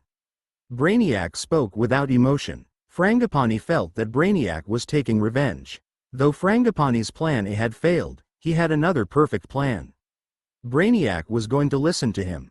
As a commander of the ancient god's army, he could control all specter creatures. All of the previous liches were under him when the ancient gods conquered the world. Though Frangipani's ability to control specters was restrained by Sherlock's mana, Frangipani believed he could overcome it and control Brainiac. Frangipani focused his attention and tried to break free of Sherlock's mana. The tortoise looked like it was constipated again as it hemmed and hawed. But nothing happened. Brainiac frowned. He wasn't bothered by the tortoise and continued his preparation for the subsequent experiments. Sherlock was in Winterfell discussing matters with Dungeon Lord Nicholas. He knew about Frangipani's plan to escape, as Brew observed Frangipani's actions in the Dungeon Lord main hall. It was hard for a tortoise to escape Eternal Kingdom stealthily, especially when there were many gamers working in the dungeon. Sherlock wasn't bothered by Frangipani. He let Brainiac handle the matter and allowed him to conduct experiments on Frangipani. Experiments were Brainiac's motivation to stay in Eternal Kingdom. Sherlock was meeting Nicholas because Nicholas had something to tell him. Lord Sherlock, this is an invitation from the headquarters of the Merchant Alliance. I know that you're busy, but you have to take the time to participate in our event, Nicholas said earnestly as he looked at Sherlock and passed an invitation card to Sherlock. The invitation card had the words, Merchant Alliance Annual Gala for Collaborating Merchants, on it. Sherlock examined the invitation card. It had the format of a letter. Respectable Lord Sherlock, we would like to earnestly invite you to join the Merchant Alliance's Annual Gala for Collaborating Merchants. We hope that you'll attend the event. Thank you very much. But I'm not a merchant, can I take part in the event? Sherlock asked as he placed the invitation card down and looked bewilderedly at Nicholas. Of course, this is the application that I submitted to the Merchant Alliance's headquarters. I hope that Eternal Kingdom will be the strategic partner of Winterfell. Eternal Kingdom is a notable dungeon in the Merchant Alliance's headquarters, Nicholas said to Sherlock. I understand. Since it's your earnest invitation, I'll gladly participate. Do I need a dance partner for this event? Sherlock asked as he put away the invitation card. According to conventions, you have to bring a dance partner to the event. If you don't have a suitable candidate, I can help you find one. Nicholas looked enthusiastic, but Sherlock didn't accept his offer. He pondered and said, I understand, I'll bring a dance partner. I have a few options. I'm quite popular with females. Sherlock stood up and said to Nicholas, I'll make a move first. We'll meet at the event. Nicholas stood up and bowed to Sherlock. When Sherlock left Nicholas's office, Bruce said, Lord Sherlock, since when were you popular with females? That's not what you said previously. I'm only worried that Nicholas will introduce some vampires to me. I don't have a good impression of vampires, Sherlock explained to Brew. Do you have a creature in mind to be your dance partner? I have a dance partner in mind, Sherlock said. Dragonborn rode his horse and followed Hoodlum and his guild members towards a high vantage point. The two guild's members were going to capture the wyvern. Hoodlum had a bold plan. The first step is to bait the wyvern. The second step is to use our custom-made net to capture the wyvern. The third step is to make the wyvern our ride. If that's not possible, we'll kill the wyvern and exchange the carcass for money. That's my plan, Hoodlum said confidently. Hoodlum's confidence wasn't misplaced. He had a detailed plan for baiting the wyvern. I was a slave in the Duke of York's castle and made friends with many inmates. They had some special skills. One of them knew about wyvern and told me that the wyvern's like a special kind of wood that can only be found in the Underworld. Hoodlum said, when we were attacked by the wyvern, the convoy was carrying that special wood. The convoys that were attacked confirmed that they were transporting the special wood. I don't know where they obtained the Underworld wood. It could be a strange encounter for subsequent plot developments. Dragonborn didn't expect Hoodlum to share such important information with him. This was a friendly gesture by Hoodlum. If the surface world and the Underworld were going to have interactions, then it would be a huge plot development. All of the gamers would be involved. Hoodlum's plan was to use the wood to bait the wyvern. Whether the custom-made net was able to capture the wyvern depended on luck. Since there was a mission to capture the wyvern, it was highly possible. Hoodlum was going to try capturing the wyvern. However, the Hoodlum Yoga Association wasn't a large guild. Dragonborn's guild was the only strong guild that had good relations with the Hoodlum Yoga Association. For the same reason, Dragonborn accepted Hoodlum's invitation. He couldn't possibly decline Hoodlum's friendly gesture. They chose a nearby high vantage point to capture the wyvern. The special wood was already gathered at the area they would use for baiting the wyvern. Dragonborn proceeded to the baiting location. When the wyvern appeared, his guild would be the main force for capturing it. There was another team for baiting the wyvern, whose task was to carry the wood to attract the wyvern. Dragonborn arrived at his designated spot. Before long, he heard the loud bellow of a beast. The wyvern had arrived. Chapter 451. Battle during capture of the wyvern. Dragonborn stood among the trees and lifted his head to look at the sky. He wanted to look for the wyvern via the gaps among the leaves of the tree crown. However, he couldn't find any traces of the wyvern except for the shrill shrieks of the creature. As he was hesitating whether he should dash out of the forest, he heard the gamers at the side shouting, "Look at the left side. The wyverns on the left side." Before Dragonborn could make sense of the shouting, he saw the figure of the wyvern above his head. Then he felt a gust of scalding hot air bathing him. He rolled to the side before a tower of flames descended on his previous spot from the sky. Dragonborn's reaction was fast. A few slow gamers, together with their equipment, were vaporized by the wyvern's flames. "The wyvern discovered us? No, I don't want my equipment to be destroyed. I don't want to lose my equipment." Some gamers cried in the woods. They experienced the fear of dying at this moment. "Steady, don't be rash, act according to our plan." Dragonborn heard Hoodlum shouting. The wyvern didn't stay above their heads for long. It went for the baiting team with the special wood. They were quite successful in luring the wyvern. "All members prepare, pull up our net," Hoodlum shouted to the gamers. Dragonborn and his members pulled up the huge net that was prepared by Hoodlum as planned. The net was made from the Underworld's spider silk. It was a mystery how he obtained that much spider silk. To ensure the net was sturdy, Hoodlum used 5 layers of spider silk to create the net. The huge net was pulled up from tree to tree. To prevent the net from being damaged by the wyvern, they used wood from tens of trees to strengthen it. It was like a huge spider web spun around the trees. Dragonborn wasn't sure if such a net could capture the wyvern. They could only try it out. Hoodlum said, "It was a good idea to strike while the iron is hot. If we had waited for the plot to capture the wyvern, the benefits wouldn't be as good as capturing it on our own." Everyone was highly efficient since they were disciplined guild members. "Look out, the baiting team is coming over," a gamer at the boundary shouted. The wyvern was lured by the baiting team, and it was flying towards its favorite wood. Dragonborn saw some horse-riding gamers outside of the woods dashing over. They had the special wood attached to their backs. Their strategy wasn't to put all of their eggs in one basket. If the special wood was placed on the same carriage, the wyvern could have destroyed the entire baiting team. Everyone in the baiting team carried the special wood as they scurried towards the target area. This was a more reliable plan. Dragonborn was able to see the wyvern clearly. Compared to the black dragon egg face and his dad, this wyvern didn't have the features of a great dragon. The wyvern looked very different from a black dragon. The great dragon had 4 claws and a pair of wings, but the wyvern only had 2 claws and a pair of wings. The wyvern also wasn't as large as Eggface's dad. The wyvern didn't look like an intelligent creature. Dragonborn wasn't there to examine the differences between a wyvern and a great dragon. He observed the flight path of the wyvern and prepared for the final showdown.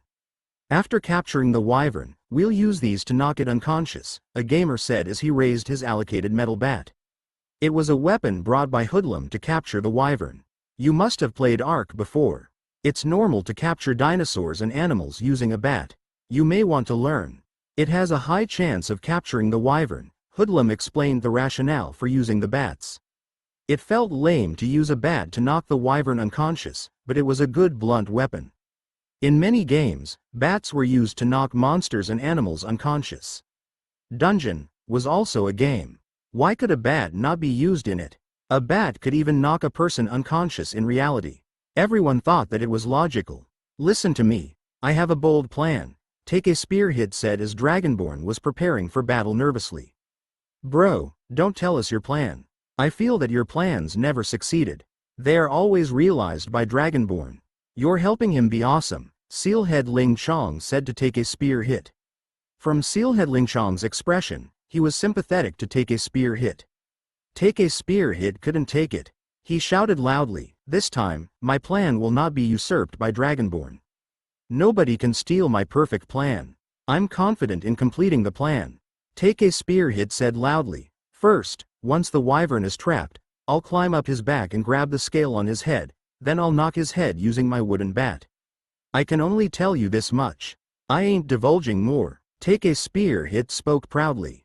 His plan wasn't popular with the rest of the gamers. Sealhead Ling Chong smiled and said, "Your plan is too common compared to your previous plans. Aren't you going to demonstrate your plan with your actions? Perhaps Dragonborn can do that." Sealhead Ling Chong was teasing Take a Spear Hit mercilessly. However, Take a Spear Hit wasn't bothered by it. Dragonborn observed the wyvern flying over and reminded the other gamers to focus their attention on the wyvern. A few horse-riding gamers dashed towards them. The wyvern was longing for the special wood, so it didn't breathe fire at the horse-riding gamers.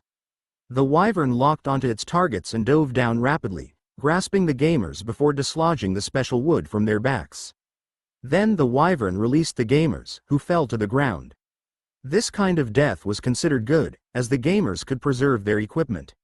The gamers who were incinerated grieved as pieces of their equipment were destroyed. The wyvern didn't notice the net awaiting it in the forest as it chased the gamers with the special wood. It flapped its wings and charged towards the trees. The wyvern wasn't afraid of the densely populated trees. The trees at the front were knocked down by the wyvern, and the loud crashing sounds reverberated in the woods. Dragonborn's palms were sweating. He grasped a metal bat anxiously while focusing on the wyvern. The wyvern flew right into the spider silk net prepared by Hoodlum. The gamers on horseback were also trapped in the net. If the gamers changed direction, the wyvern might follow suit. Hence, sacrificing the gamers was part of the plan. The wyvern was entangled by the spider silk net and came to a stop. The net was being pulled apart as if it was bubblegum being pulled to the sides. The wyvern struggled wildly, but it was unable to get free of the net. Hoodlum immediately shouted, "Quick, knock the wyvern out while it's trapped." The gamers charged out and hammered the wyvern with their bats. With the wyvern's height, normal humans, elves, and fairies were unable to hit its head with a bat. They could only hit its nose. Even if the wyvern was trapped by the spider silk net, it could still breathe fire at its foes. The wyvern opened its mouth, and flames shot out. The fire engulfed the nearby gamers. The flames spread within the woods rapidly. Soon, thick smoke was billowing from the forest. "Before we manage to knock the wyvern unconscious, we will die from the smoke and fire." Sealhead Ling Chong coughed and said. The gamers were about to be incinerated by the wyvern's breath. They hadn't considered this point. Though the gamers didn't feel pain from the smoke or fire, the smoke caused the gamers to cough, run out of breath, and become weak. "Let me try this." "Take a spear," Hid shouted. He climbed up a tree, then, using the height advantage, aimed at the wyvern below. He leapt while smashing down at the head of the wyvern with his metal bat. He screamed loudly, "Ah!" It was an inspiring scene. The gamers were uplifted by the descending Take a Spear hit. They hoped that Take a Spear hit would take out the wyvern with his metal bat. The wyvern that was lowering its head to breathe fire at the gamers suddenly looked up and opened its mouth at the leaping Take a Spear hit. He jumped right into the wyvern's mouth and became silent. The wyvern was choked after Take a Spear hit went into its mouth. It wanted to breathe fire but coughed violently. Even its nose started emitting black smoke. It seemed as though its flames were stuck in its nose and mouth. The wyvern was in great pain. It started to struggle more violently than previously. The spider silk net emitted straining sounds, but the wyvern was unable to break free of the net. Dragonborn feared that it was only a matter of time before the wyvern broke free of the net. "The wyvern is choked. Everyone, attack!" A gamer shouted loudly. The gamers charged towards the wyvern, wanting to knock it unconscious before it recovered. Though the wyvern wasn't breathing fire, its powerful wings, its sharp claws, and the spikes on its body were dangerous weapons. With its vicious struggling, the gamers were unable to get close. "Climb up the tree just like Take a Spear hit, then jump down to its head or back," Hoodlum ordered loudly. The gamers climbed up the nearest trees before leaping off towards the wyvern. As the wyvern was struggling to swallow Take a Spear hit, who was stuck in its throat, it didn't bother with the gamers leaping off the trees. Some unfortunate gamers fell to the ground, while others landed on the spikes on its back.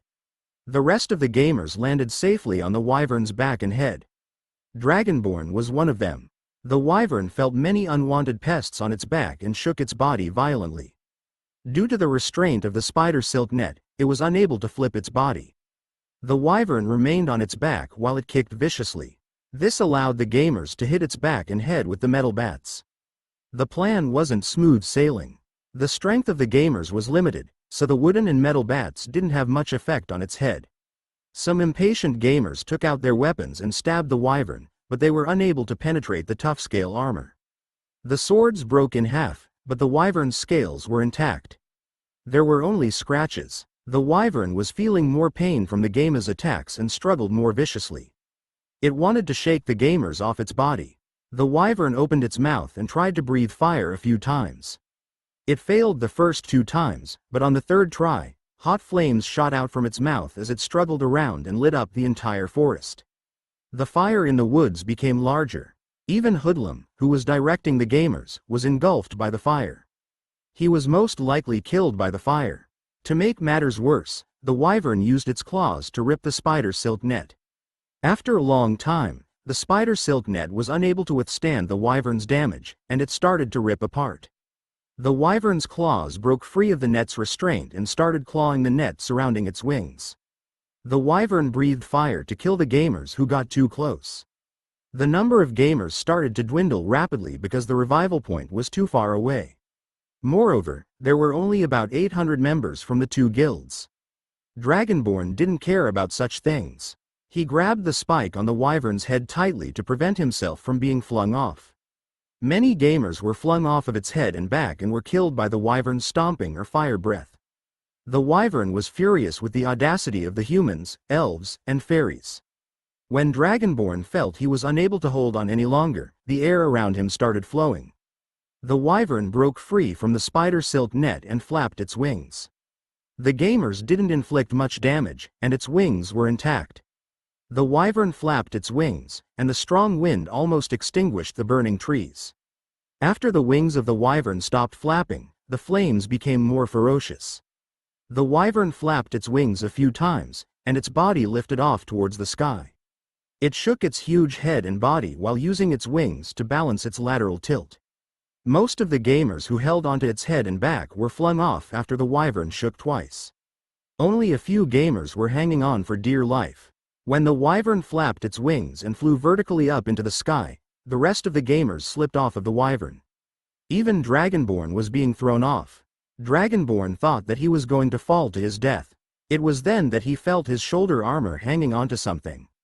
He looked back and saw that his armor was hooked by one of the wyvern's spikes. The spike penetrated his armor, fastening him to the wyvern. The wyvern gained altitude, while the gamers and the burning forest below grew smaller in size. Dragonborn was dazed. What should he do?